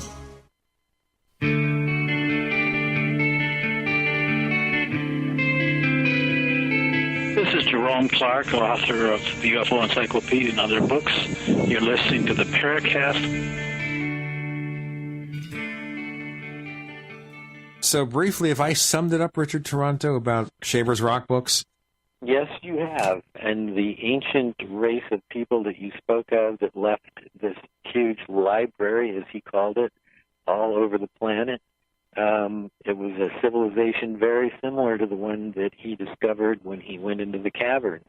They were using high-tech machinery, technology, just like his other stories. And it was kind of a blending of his amazing stories time where he went into the caverns and he brought back all this information. Now he was getting similar information from the rock books. Now, I gather very few people actually believe this, but you know what? Geneva and I, in those years, look at the rocks. Was there a point, Geneva, do you recall, where we suddenly said, you know what? Maybe there's something here. Maybe we can see those things too. Well, I remember looking not at the rock itself, but a photograph he had sent us of the rocks, and suddenly I could see in it these almost cartoon-like little pictures of faces, elf-like faces, with floppy Dr. Seuss-type hats.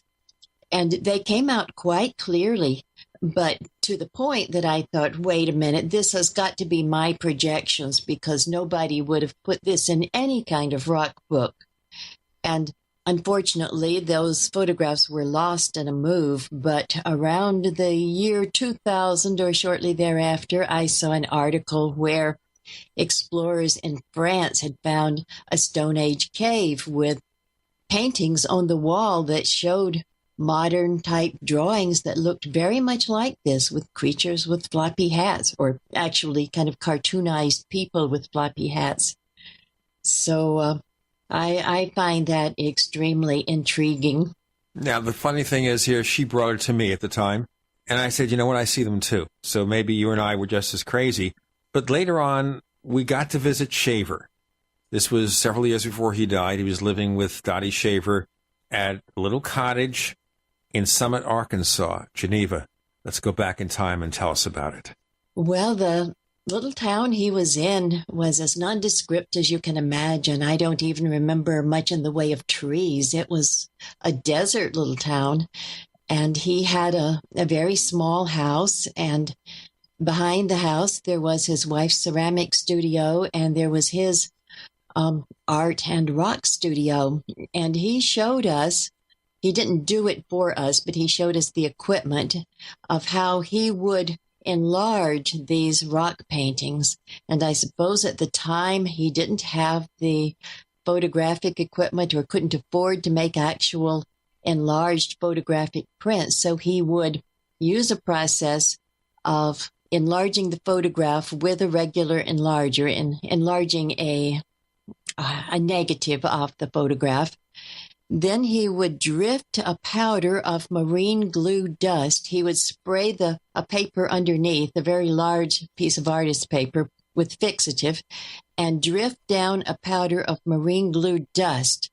And he said that the pressure of the light and dark light beams which I find this even still very hard to believe, but he claimed that it caused the dust to adhere in patterns similar to that on the negative. And then he would go and manually by hand fill in and paint over to actually create the picture. But that way it gave him one true to the originals. And he created some excellent artwork, very detailed and complex with pictures within pictures by this method. So even if it was just an aid to his inner processing, it was fascinating. I would like to learn more of the science to find out if it's actually possible that this could have worked the way he thought it did. What was your impression of Shaver? Well, he seemed like a very affable, very intelligent person. If you met him on the street or in any other context, you would not hesitate to take him at face value. And he was extremely nice to us at the time, being struggling young writers. And a lot of people don't have a lot of time to give to young people in their 20s who are just still in the amateur phase. But Shaver was very forthcoming. And unfortunately, we became kind of his voice, I think he felt, to the outside world. And he began writing us each a letter or two or sometimes more every day. And he would enclose rock book photographs. And these would be multi-page typewritten letters. And since we did have lives at the time, there was just no way that we could possibly read and respond to those, even though we were with magazines dealing with that kind of material. So it's quite tragic in a way that this was going on. And we kind of let the ball drop, I feel. Well, of course, as you and I moved and lived our separate lives, all the records, or most of the records from Shaver, they were lost or just set aside. I don't have much of anything either. Maybe I have a handful of letters, but most of what actually was published is the record that we have now in Caveat Emptor magazine. I mentioned this to our listeners. We had this magazine in two incarnations from early 70s to the mid 70s, again from 1988, 89 to the early 90s. I am hoping that we'll reprint a lot of this stuff, especially the Shaver material, because otherwise it's going to be lost. Some of the material was also published in Crossroads Quarterly, another amateur zine that I was involved with in the mid-70s. And I do have I think I probably sent those to Richard Toronto earlier. I had some of his unpublished work, but very little now. I have one slice of rock, and that may be all that I have of the unpublished Shaver. It would be interesting to take that rock and now subject it to some analysis with modern equipment. It appears to have a sea creature on it. The sea creature is pretty easy to see, but the nature of the rock, it looks quite ordinary, but who knows? What's your feeling about Shaver? Did you believe he really had the experiences he has? Well, I believe he had some kind of experience, and certainly channelers can come up with some remarkable things. His experiences do remind me of those of channelers that I have known who say that there seem to be levels of consciousness where this stuff is being broadcast and you can actually go to it and transcribe it. I used to know one channeler who was fairly accurate in the Edgar Cayce tradition, who would read off things, literally do psychic readings, and he would mispronounce words sometimes because he was pronouncing them as they were spelled. And when he was back in his normal state, he would not remember what he had said. So his wife recorded all these. And this was actually a NASA space scientist. So this stuff happens, and what is behind it, no one knows. I still tend to get into a certain realm of government mind control.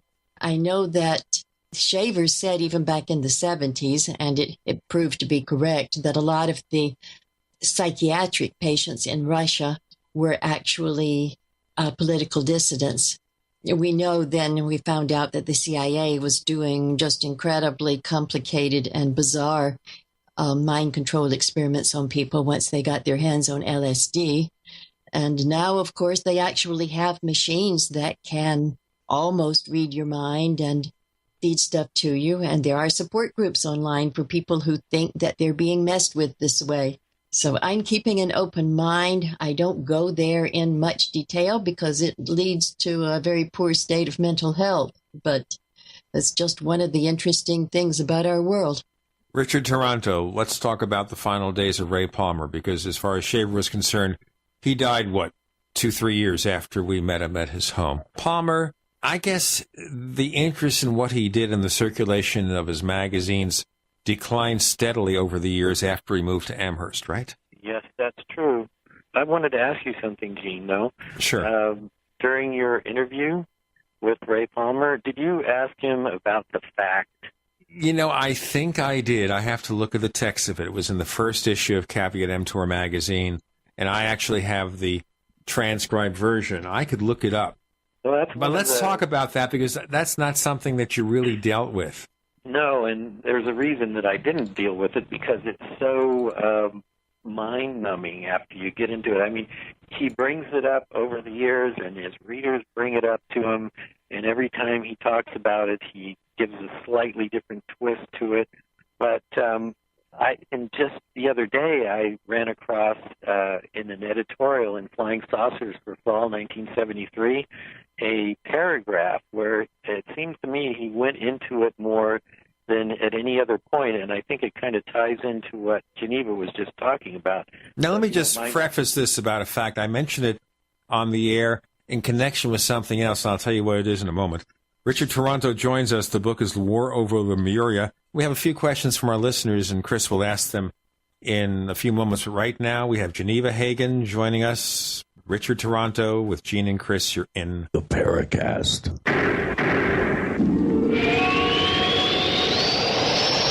Are you tired of searching for great talk radio? Something more important. Search no more.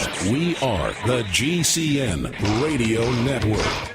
Hi, this is Ted Anderson. If you'd like to listen to GCN programs on the go, I have great news. GCN has created a Droid and iPhone application, and it's free. Just as easy as going to GCNlive.com, click on the banner, and download. Before you know it, you'll be listening to your favorite hard-hitting GCN shows, live or on demand, right on your Droid or iPhone, 24/7 and on the go. So download the Droid and iPhone app free by clicking on the banner at GCNlive.com. Thanks again for listening to GCNlive.com. Again, that's GCNlive.com. We the people grow cotton, weave fabric, engrave ink, embed strips and fibers to protect from counterfeit and carting to a private bank, having it lent back at interest, forcing taxes to service debt. This capitalism, or was Jefferson correct when stating a central bank issuing the public currency is a greater menace to the liberties of the people than a standing army? Ted Anderson, I'm placing a free silver dollar in a book that explains our monetary system. Call for your copy, 800-686-2237. It's time to understand the system. Call 800-686-2237. That's 800-686-2237.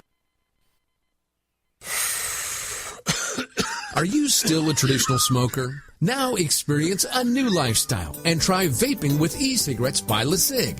Imagine no ashes, stains, nasty smell, or coughing and hacking. With LeSig e-cigarettes' revolutionary microelectronic technology, rechargeable battery, and unique replaceable cartridge, you'll get all the benefits and satisfaction of smoking without the hazards. Choose your taste from a wide variety of our new American-made Vaporeate e-liquids at LeSig.com. And LeSig smokes the competition by serving thousands of worldwide customers with real people customer service, fast, free, same-day shipping, and a 30-day warranty and satisfaction guarantee. So are you ready for a new vaping lifestyle? Then call 870-518-4307. That's 870-518-4307. Or visit LeSig.com, spelled LECIG.com. LeSig e-cigarettes for today's modern smoker.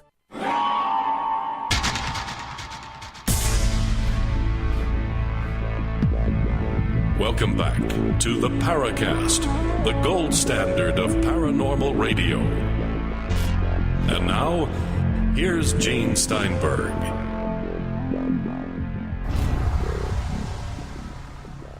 With Gene and Chris in the Paracast, we have Richard Toronto, author of War Over Lemuria. We have Geneva Hagen. We have Gene Steinberg. We have Chris O'Brien. And the reason I mention this fact in connection with another thing, we had a couple of abduction researchers on, UFO abduction researchers, just a couple of weeks ago. And what they said is they use some hidden factor that's in abduction cases that's never reported to determine whether the thing is factual or not by knowing this particular factoid. they could evaluate the cases to see if they conform to this fact, and if not, you'd suspect the reality. So Palmer said, I guess this goes back to the 60s, when he first started talking about this fact, that he has this piece of information, and this piece of information is something he uses by which to judge whether a UFO sighting is real or not. Tell us more, Richard. Yeah, but he, of course, wouldn't really tell exactly what this fact was, but he said it would tell him, it didn't matter whether it was a UFO report or whatever, any bit of information that somebody was giving him. But if it's okay, I just read this one paragraph that he wrote that really gets into it.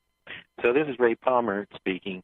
He says, first, let's say that there's an organization. Let's call it that, the organization, because this is the sort of group you don't name, not unless you want to wind up under the wheels of a truck or with a bullet in the back of your head. The organization is the real power behind the governments of the world. It is the same group we've many times called a hidden or secret government. Most people can't swallow that because they insist on looking all around the world for the people who constitute the government. The trouble is, one of them might be your neighbor, but oddly enough, your neighbor would not know he is a member of the organization, but you might be able to identify him by his philosophy of life. He would fit neatly into the plan. That's really my fact. I long ago discovered the plan. Once you know what the plan is, you can determine the truth or untruth of what anyone says to you. So I think that part of this organization and plan he's talking about, he's referring to this place in the atmosphere, in Etheria, as it's called. Well, you know what? I'm going to read a paragraph or two from this interview. Now, we may have a recording of this interview because we played the entire interview on Bob Zanotti's Coffee Clot show. And Bob's a friend of the show. Of course, he's also does our bumpers. He's kind of a staff announcer for the show. And if he can dig that up, we'll play it, parts of it anyway. Now, here's what he's saying, for example, about his fact. To get back to this particular thing, I say what he is saying is not realistically true, that he didn't take a trip and that I couldn't duplicate it. This is talking about a contactee, I guess. And I couldn't have gone along with him. But I want to call your attention to what Scully originally said in his book, Behind the Flying Saucers, in which he talked about this Mr. G and the fact that there was a flying saucer at some Air Force base, and that Mr. G had seen the bodies of 3 little men about 3 foot tall, and that they had a time system based on the Venus calendar and so on, watches, chronometers, which registered on a Venus system of time rather than Earth. And the one particular thing he put in this book that made me believe him, I disbelieve the rest of it entirety, he said that these little people were dressed in clothing peculiar to the Spaniards of 400 years ago. And when he said that, I believed him. Now, this will give you an indication of how far out my fact must be, because, and it involved more than I can explain here. But when somebody comes to me with a story like that, which has this one little thing in it, which makes everybody else disbelieve him, that's the thing that makes me believe it. Because if a man is telling a lie, he's not going to put it in such a glaring and obvious weakness. And that was the end of the interview, by the way. Wow, sounds like the trickster to me. But those cave pictures from France could have been similar to the dress of Spain 400 years ago. Oh? I'd have to look them up again on the internet and do some comparison, but just my general impression with what I know of history, it wouldn't be not the case. I have a bit of interesting tie-in to what Geneva's been talking about, that piece of rock that she saw the people in. Shaver worked with a guy named W.G. Bliss. I mentioned him in the book. Yes, I know him, or I knew him. Oh, you did? Okay. He really feels strongly about Shaver's discovery of the rock books, but he diverges at some point and says that there's a mechanism at work in the universe that is constantly imprinting images that we can discern in just about everything, in growing trees, in rock, in anything that will take this, I don't know what you would call it, a vibration, sort of like a stylus, a needle on an old-fashioned phonograph when you're recording it.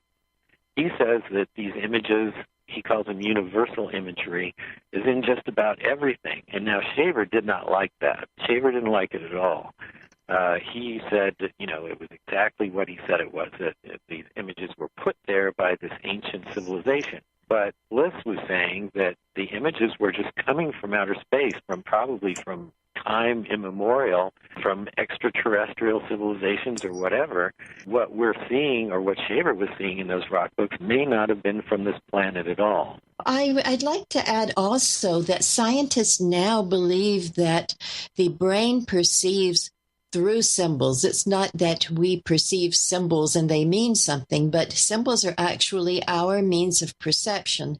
Unless we have already created a symbol for something, we don't perceive it. So basically, when we see something new for the first few times, we can't encode a memory of it because we don't have that. It's kind of like voice recognition software. So the brain takes the best guess at what this thing is likely to be and presents this to us.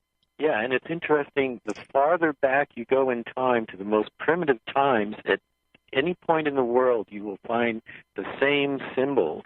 Everyone in isolated little groups and tribes were drawing the same symbols. I find that very interesting. That shows some kind of commonality early on, if nothing else. Yep, that people were picking up on something, seeing the same things. I mean, I've seen stones that were carved, and originally that people used stones way before Shaver and saw things in the surfaces. It was mostly the surfaces of the stones. Indians would collect them. Shaver said he had this stone that was a foot. I think there was a picture of it in the book, and he was offered $20 for that foot that he found by some Indian woman who wanted it. Indians prize those particular things. For some reason, they have significance, this foot-type stone. Wow. This is all into the realm of Carl Jung and archetypal symbology that's cross-cultural, that we all share basic primal symbols, and they're inherent in all sort of the human subconscious, and I find this very fascinating. I think that these are areas, especially in the realm of UFO studies, that aren't really addressed, I think, adequately.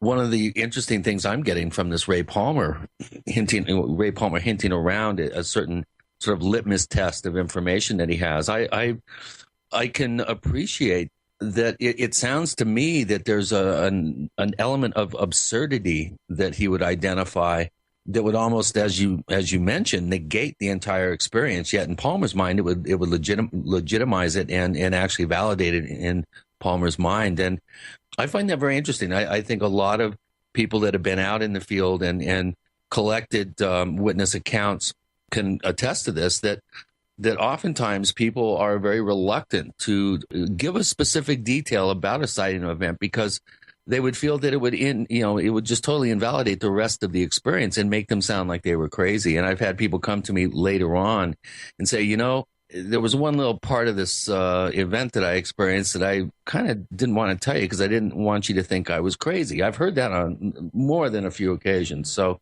I think this is a really interesting point that you guys are bringing up. We'll have a lot more. The book is War Over Lemuria by Richard Toronto. We have Geneva Hagen joining us with Gene and Chris. You're in the Paracast.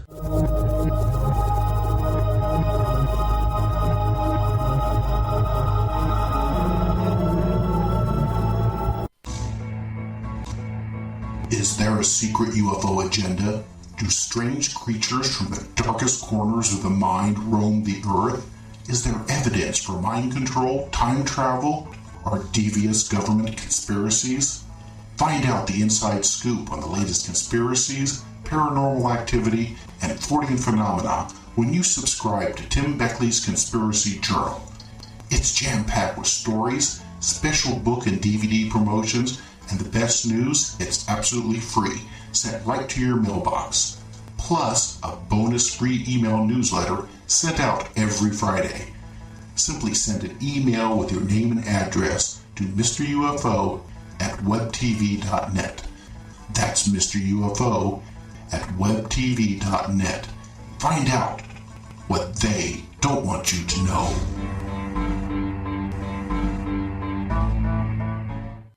Have you ever felt like the United States government knows way too much about your financial affairs? I continue to hear stories about property seizures, frozen bank accounts, confiscation of stocks and bonds.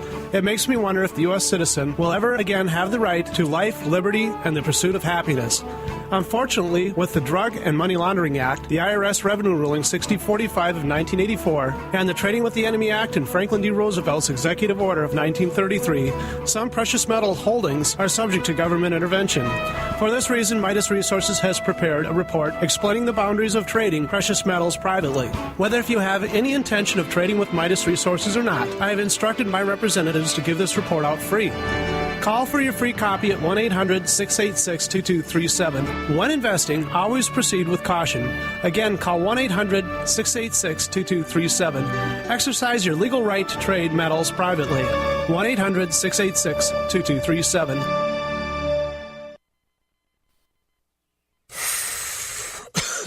Are you still a traditional smoker? Now experience a new lifestyle and try vaping with e-cigarettes by LeSig. Imagine no ashes, stains, nasty smell, or coughing and hacking. With LeSig e-cigarettes' revolutionary microelectronic technology, rechargeable battery, and unique replaceable cartridge, you'll get all the benefits and satisfaction of smoking without the hazards. Choose your taste from a wide variety of our new American-made vape-free e-liquids at LeSig.com. And LeSig smokes the competition by serving thousands of worldwide customers with real people customer service, fast, free, same-day shipping, and a 30-day warranty and satisfaction guarantee. So are you ready for a new vaping lifestyle? Then call 870-518-4307. That's 870-518-4307. Or visit LeSig.com, spelled LECIG.com. LeSig e-cigarettes for today's modern smoker. Positive results from satisfied customers of Heart and Body Extract continue to pour into our website, hbextract.com. This is Al from New Jersey. One day I saw your ad for Heart and Body Extract, and it mentioned that it would help me with angina, so I decided to order. I figure I had nothing to lose. Heart and Body Extract supplies your body with everything it needs to balance itself and maintain optimal heart and circulatory health with no negative side effects. I took the formula 3 times a day as directed, and I kid you not, within 4 days, my angina pain was completely gone. Order HB Extract by calling 866-295-5305 or online at hbextract.com. That's 866-295-5305 or hbextract.com. I could not believe it actually stopped the pain. Heart and Body Extract actually works. This is just an amazing product. Even the numbness in my hands is completely gone. Heart and Body Extract for a long and healthy life. We'd like to hear from you. If you have a comment or question about the Paracast, send it to news@theparacast.com.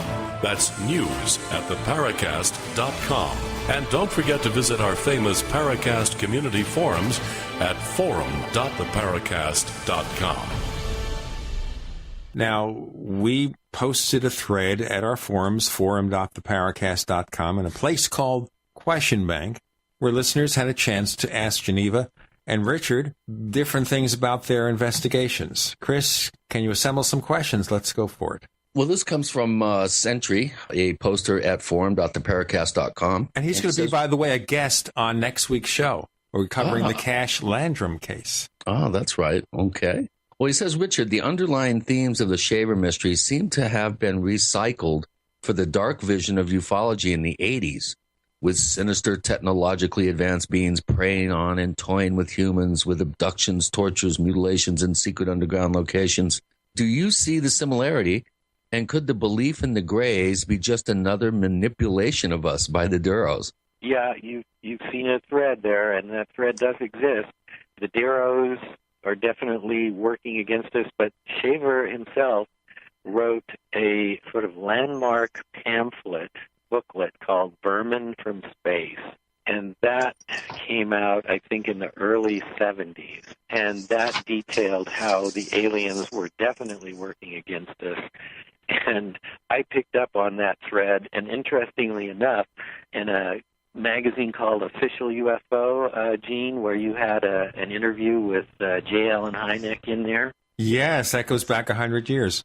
I know, and You won't realize it, but I had a piece in that same magazine, but under a pen name. I was Zenner Harrison Coit, and the article was called "Everything You Ever Wanted to Believe About UFOs May Not Be True." And it goes into that, how these aliens are really out to get us and all. It was sort of a sensationalist article, but it was based on Shaver's alien worldview, how it's not a benevolent thing at all. And I think that it could be an outgrowth of the Shaver mystery early days, which also spun off conspiracy literature to a high degree. They're out to get us. Yeah, they're out to get us. Chris, more questions? Well, just because you think they're out to get you doesn't mean they're not. This is one from Tom, 1961, who's a recent addition to the forum.paracast.com family. And he has several questions here. I think we've answered the first two, whether you think Shaver believed his story. It sounds like he did. He just wanted to remind you that he was in a mental institution. But this is an interesting question, and I think it's a valid one. Did Shaver ever try to write anything else on any other subjects? Do we have any indication that he, obviously he wrote a lot of letters. He was an amazing correspondent. But did he ever attempt to write anything else? Other than the Shaver mystery, you mean? Correct. And the rocks, of course. Yeah, he did. He wrote some non-Shaver mystery stories. One was Why Skeets Malloy Has Two Heads, which I loved that story. It was in a magazine called Orbit in the early 50s. And he wrote some science fiction stories for a guy named Robert Lowndes, and those were published away from Ziff Davis. So he did have an existence away from the Shaver mystery. He wanted to be a writer. If Ray Palmer hadn't created this whole Shaver mystery mystique, I think in some ways Shaver would have been happier, because essentially Ray Palmer forged that whole Shaver mystery, and with Shaver being one of the central characters in it. And Shaver had no control over that, really, if you think about it. It was all created in amazing stories. What Shaver really wanted, and he wanted this back in the 30s and even in the 20s, was to become a writer, just like his brother Tate and his mother. They were a family of writers, and Shaver wanted to be a writer. But once he was branded as the guy who was the namesake of the Shaver mystery, he was kind of dragged along by this image of the Shaver mystery, and he tried to break out of it. But like you say, after the late 60s, and his banishment from Wisconsin after the Freedom Publishing scandal, he kind of went underground and was low-key because he didn't want to get arrested again and sent back to the asylum. That was always a continuing fear he had. So in Summit, he pretty much became a correspondent and wrote for fanzines like Caveat Emptor and others.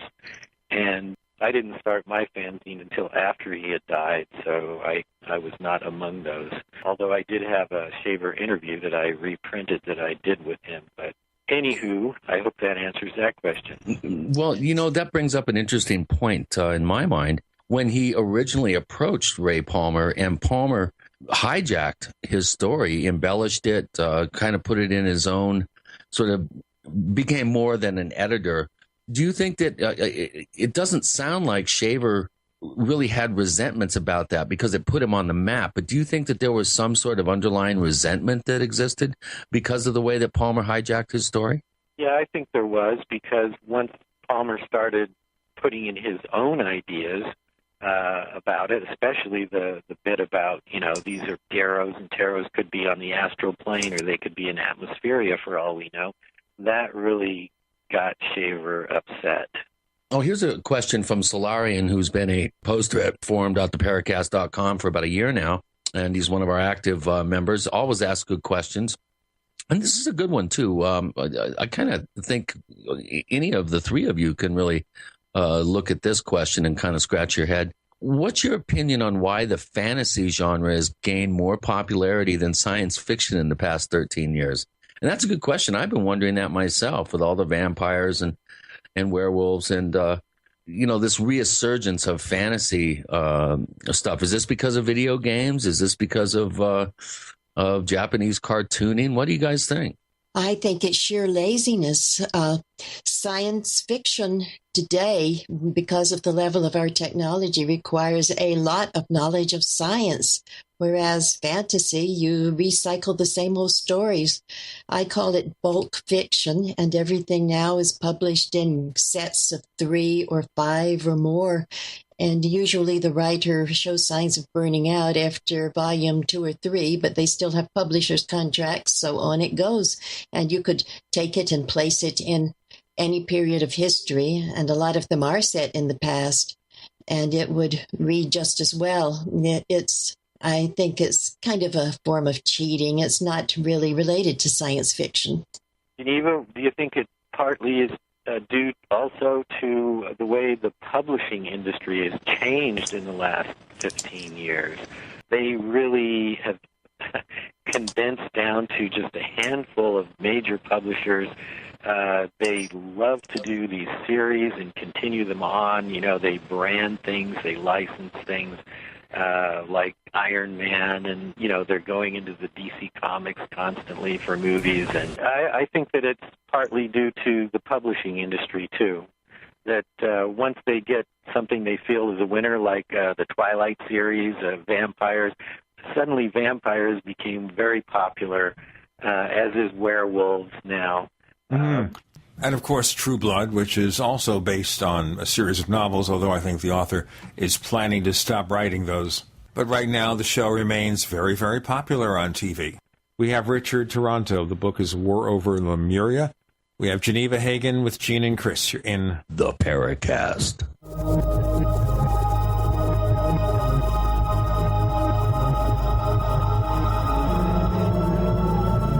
The GCN Radio Network, providing the world with hard-hitting talk radio. GCN. Great talk radio starts here. Graphic Converter is the image manipulation tool for the rest of us. It does not use any database. You get full control of all your files. Want to view the images of a folder? Drag it into Graphic Converter, and a powerful browser opens up to show your image files. You could use it for slideshows. You could use it to import images from digital cameras or from scanners. Need to do some image editing? You can do that too in Graphic Converter. Also print catalogs. Convert from so many formats I can't even list them. Download now to see if Graphic Converter is good for you, like 1.5 million other users. Guess what? You could save money when you buy Graphic Converter. Use the coupon code NIGHTOWL. Use the coupon code NIGHTOWL to get a special price for Graphic Converter. Go to lemkesoft.com. That's LEMKE soft.com. lemkesoft.com. LEMKE soft.com. Got a simple question for you. Can you sell? Yes? Okay. Can you sell the intangible? If yes, and you'd like to work 9 to 5, Monday through Friday, with no overtime, no weekends, if you're passionate about not closing sales, but about opening relationships, if you truly have a desire to serve global clients who need your advertising expertise, and you're local to the Twin Cities and Burnsville, are hardworking, self-driven, with experience in sales, marketing, or advertising, are personable and a whiz on the phone, GCN wants to talk with you right now. GCN, the Genesis Communications Network, is one of the largest independent talk radio networks in the world, and we're hiring right now. We offer benefits and an excellent commission structure. Experience preferred, but we'll train the right person. Is that you? Submit your resume today to advertise@gcnlive.com. Again, that's advertise@gcnlive.com. Come work with the Genesis Communications Network, an equal opportunity employer. Nutritious food is real body armor. It builds muscle, burns fat, improves digestion, and feeds the entire body the nutrients it needs. Did you know the U.S. government banned the hemp plant from growing in the United States and classified it as a Schedule I drug to hide it behind the marijuana plant? People have been confused about this plant for over 80 years, and many still don't know what hemp is. So now you know hemp is not marijuana, and marijuana is not hemp. They are different varieties of the same species. Hemp HempUSA.org wants the world to know these basic facts and to help people understand that hemp protein powder is the best kept health secret you need to know about. Remember, hemp protein powder contains 53% protein, is gluten-free, anti-inflammatory, non-GMO, and is loaded with nutrients. Call 888-910-4367, 888-910-4367, and see what our powder, seeds, and oil can do for you. Only at HempUSA.org. Springtime is sale time at Herbal Healer Academy. Current customers know this is the time to save big and stock up at herbalhealer.com. New customers, welcome to the web's best place to save on vitamins, minerals, and more. Right now, Herbal Healer's spring specials include our 500 parts per million colloidal silver, all sizes on sale. CoQ10 with Hawthorne, Colon Enhancer, Sea Cucumber, Super Fem and Super Male Plex, plus glucosamine chondroitin, our best-selling liquid CalMag vitamin D, and our colloidal minerals, all on sale for spring at herbalhealer.com. And Herbal Healer also offers certificate correspondence courses in natural medicine. Enjoy same-day shipping and free online newsletter. Log on to our nation's leader in supplying quality natural medicine and education since 1988. Herbal Healer Academy at herbalhealer.com.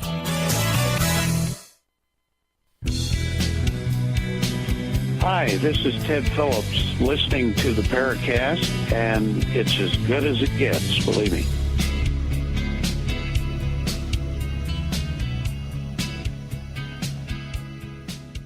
With Gene and Chris, we have Geneva Hagen joining us, Richard Toronto, author of War Over Lemuria. We're looking at the life and times of Richard Shaver and Ray Palmer and their amazing influence to the world of science fiction, which, as we said before, results in Star Wars and Star Trek and all that kind of stuff. Chris, some more questions? This one comes from JT, who's a longtime poster. He's been posting at forum.theparacast.com for, almost 5 years now. He has a couple of questions. The first one is, you've mentioned the Shaver paintings. Do you know if any of these still exist? I mean, are they collectible items? And he says, I dearly hope you will publish a glorious coffee table book of these existing slides of his otherwise lost art. They do exist, although a lot of them were lost and destroyed because Shaver, being as poor as he was, didn't have the finances to buy canvases stretched on frames and things like that. So he would paint them on what he had, which was cardboard boxes, unfortunately. One of the most acidic type papers to paint on, and he sometimes painted on plywood. I have the Attack of the Eight Bats painting that he had painted on plywood, and that has held up. Although the materials that he used, that Geneva described, and by the way, her description of how he painted was exactly the same description I got from Tal Levesque, who also visited Shaver, and Shaver demonstrated how he did his paintings and the sifting and the swirling and all that. It was identical. So he was repeating that method, although Tal said that he didn't necessarily even need to project a rock slice image onto the canvas, that he could just sort of wing it on his own, and he would sort of call up the Ray people, like the Tiros, and have them sort of impress an image too. So he did both. He did the projected image and sort of winged it with this sort of psychic painting too. The paintings do still exist. Some do. One New York collector bought up a bunch of them thinking he was going to make a killing, and then he ended up selling the collection not to a museum but to a private collector, and I'm not sure where all those paintings went, but I still have some, and I hope to put together that coffee table book, because while I was researching my second book, I came across an envelope in my files from Shaver, and it may have been from Dottie, because after he died, she just kept sending me stuff that she was either going to throw out or she would send to me. She destroyed a lot of material from his files just because she was so despondent after he died. But one thing I found was an envelope full of color slides that Shaver had taken of his different paintings, probably to promote himself to a gallery or something. So with that as a basis, I think I could put together some kind of a nice coffee table book, but that may be sometime in the future. It'd be interesting. I've seen reproductions of some of his artwork, and he was quite a visual guy, no question about it. He did have, I think, some natural talent. This is another question from Century, and he kind of puts it out there for everyone. And he starts it out with a quote from Captain Edward J. Ruppelt from True Magazine, 1954. And the quote is, "Obscured by the hoaxes, distorted by the literary charlatans who hail every vagrant light as a verified spaceship, the case of the flying saucer rests on the inexplicable instances that have cropped up year after year since 1947. And Century says, literary charlatans? Any educated guesses as to who he was referring to? Yeah. He had it in for Ray Palmer, that's for sure. Yeah, moving right along. This is another question from our good friend JT. I'm just reading the engagingly written but visually pedestrian Fred Natus book on the subject. Besides having known Shaver and spending decades studying and discussing his works, what other reasons are there to pick your book over his? Well, I haven't read his book, so I can't really say. Although from what I've been hearing and in the reviews that have been coming up, people are saying that mine is much more extensively researched than the Natus book, which makes some sense because I took 6 years for me to research and write the book, War Over Lemuria, and I became aware that Fred Natus was starting to write his book sometime last year, so it took him about a year to put together his material. But I also know that he did not have access to the same people that I had access to, two of which was Ray Palmer's daughter, Linda Jane Palmer, and Richard Shaver's daughter, Evelyn Bryant. So I've got it from the horse's mouth, so to speak, there. Wanted to ask you about that. With regard to Shaver and Palmer and their descendants, any budding writers among them, or did that all end with the deaths of Shaver and Palmer? I'm afraid it did. Ray Palmer's son, Ray B. Palmer, says that the writing bug didn't bite him, and he has a very difficult time writing, which is why he never came out with a book on his father. It kind of surprised me that he still hasn't written anything, that it took all these years for me and Fred Natus to do it.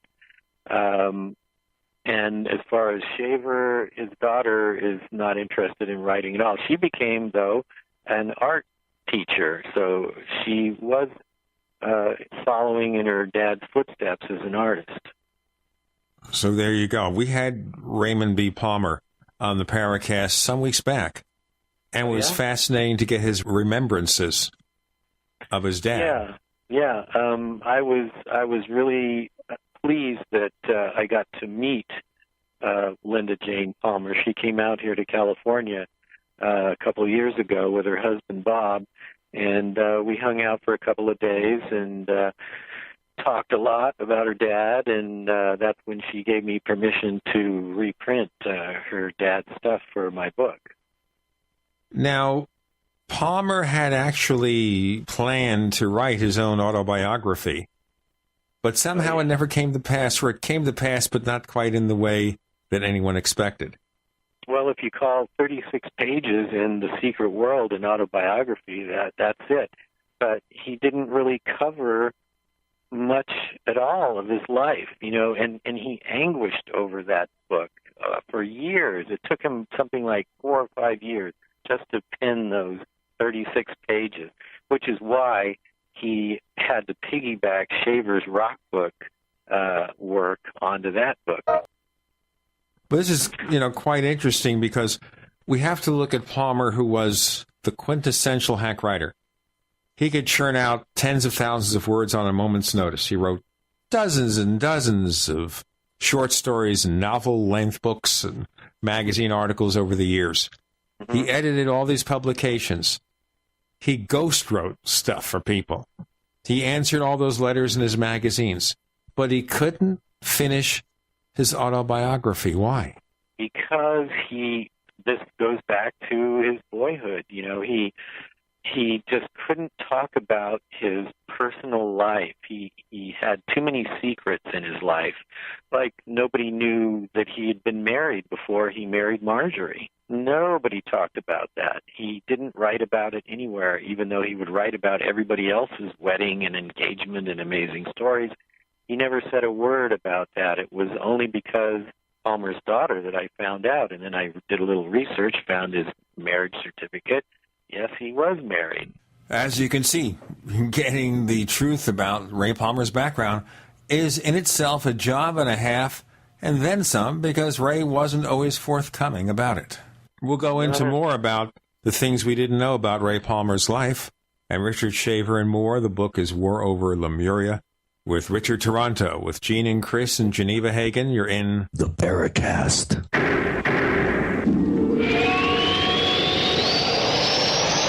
America's #1 source for independent talk radio for over a decade. We are the GCN Radio Network.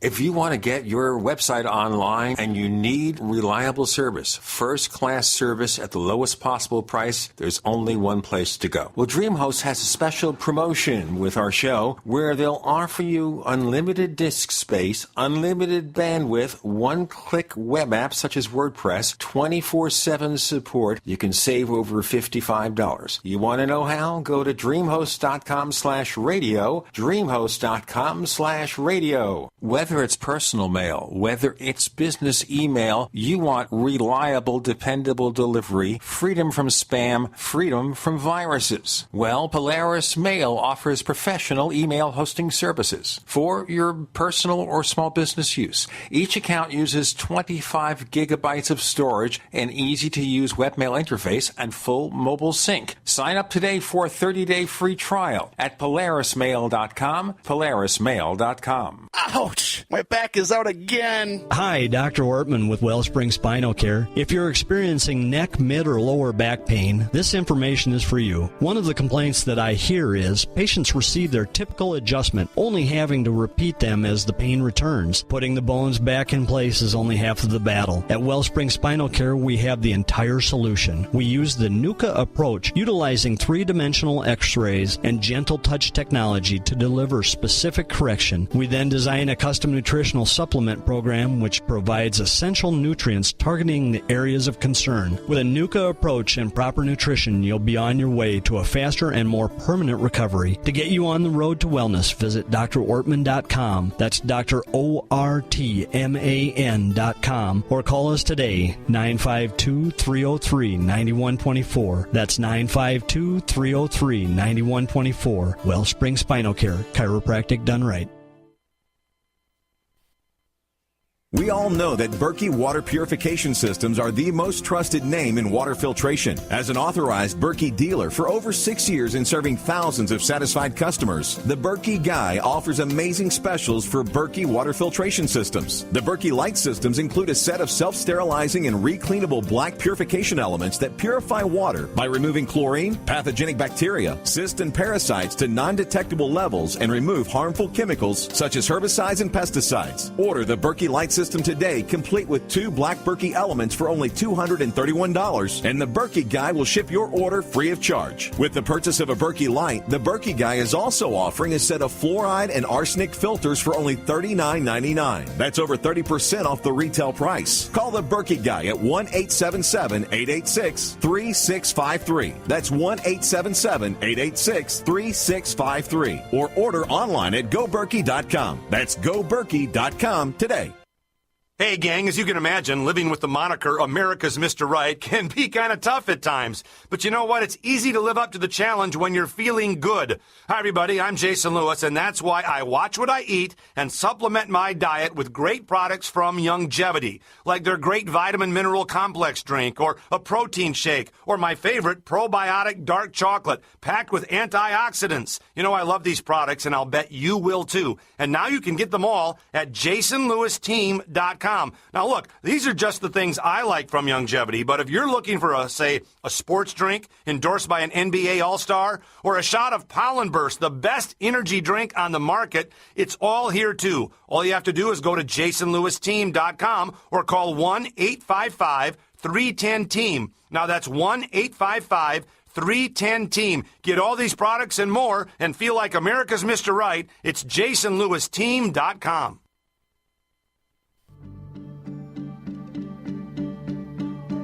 Hi, this is nuclear physicist lecturer Stanton Friedman. You are listening to the Paracast, the gold standard of paranormal radio.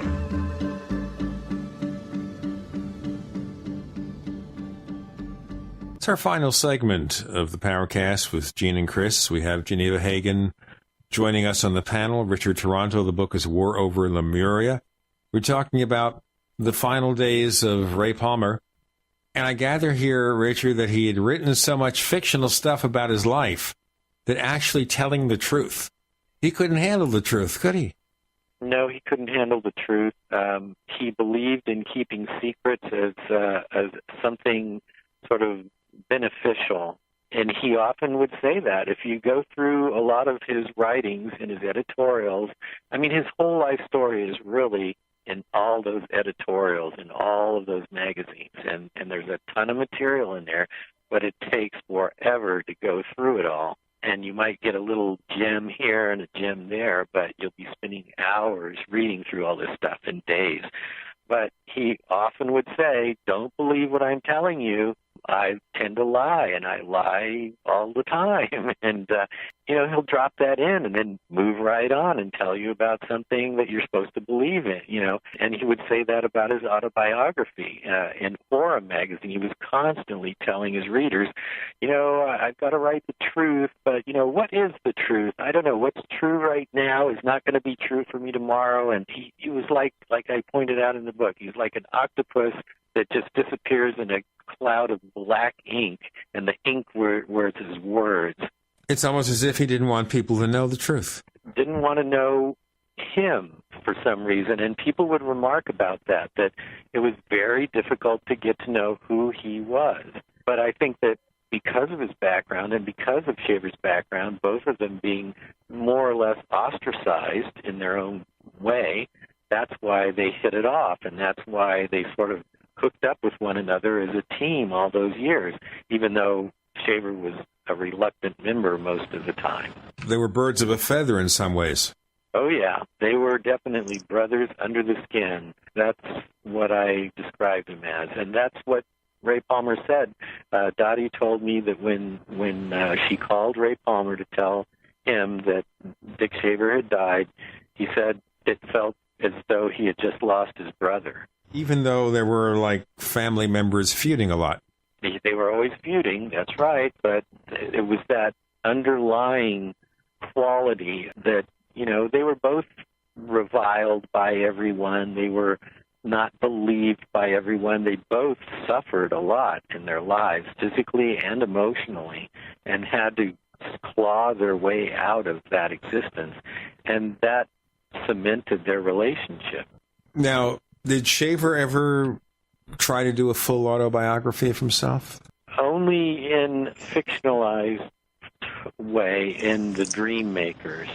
The Dream Makers was a novel he wrote in 1948, I think, and it was going to be part of the Aldebaran Press that he was trying to start his own publishing house, and Aldebaran Press was the name.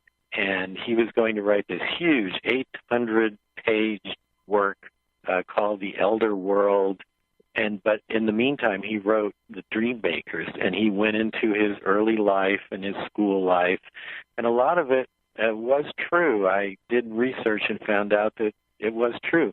But he basically, in that story, tells the history of the voices and when and how the voices came to him. But that's the closest he got. When I put it to him in 1975 that we needed to collaborate on the book on his life, he wrote one page for me and sent it to me. And that was about 6 months before he died.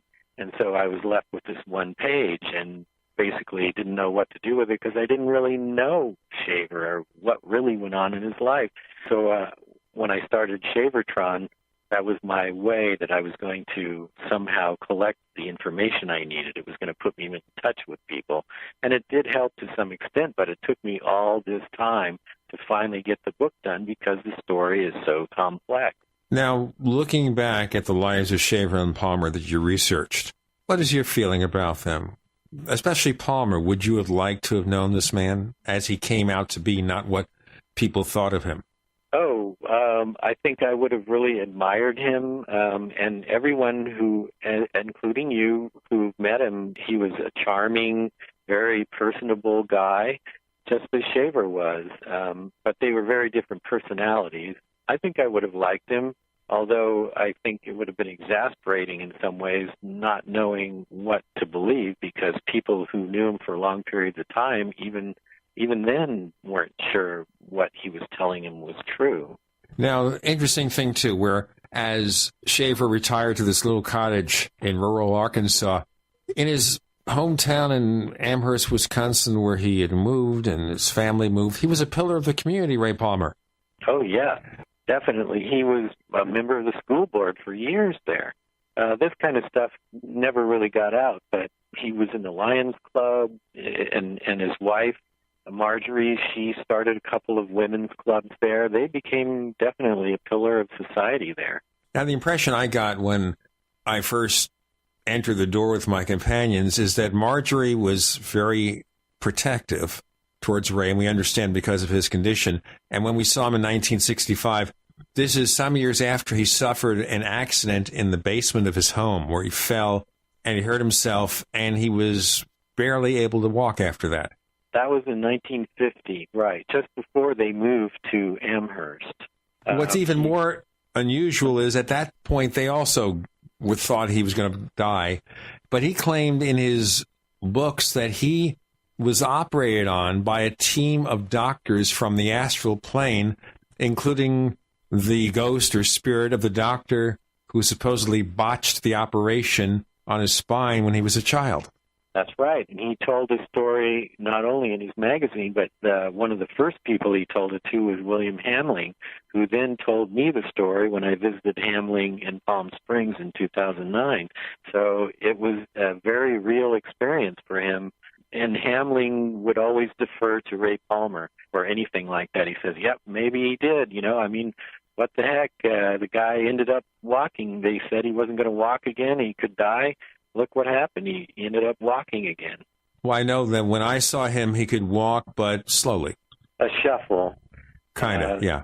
Yeah, and his daughter said he would often fall, and he would get very angry with himself over that. But he'd get right back up. Yeah, he would get right. I mean, the guy was amazing. He was totally amazing. He had willpower to the nth degree.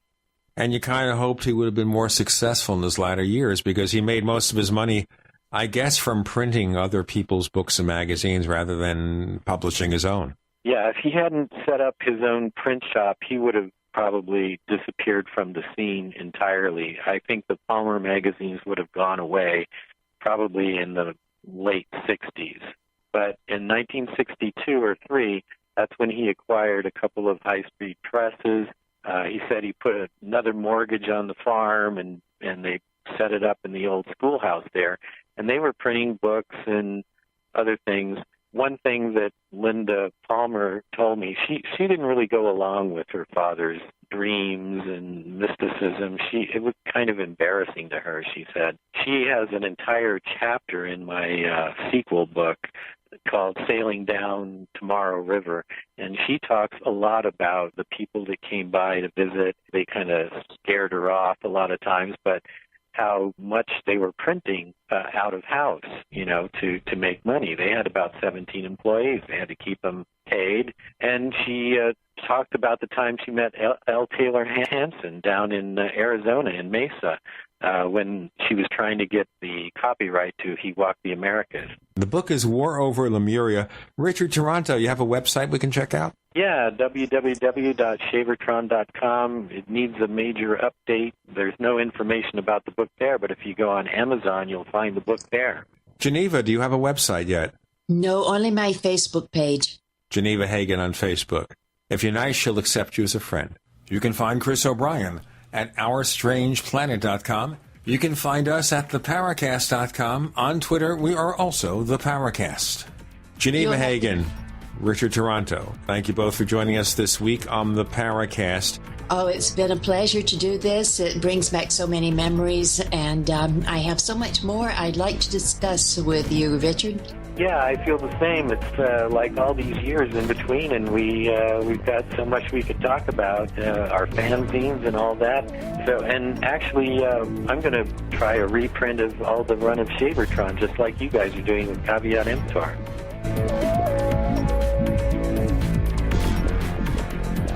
The Paracast, featuring Gene Steinberg and Christopher O'Brien, is a copyrighted presentation of Making the Impossible Incorporated. Tune in next week for a new adventure in The Paracast.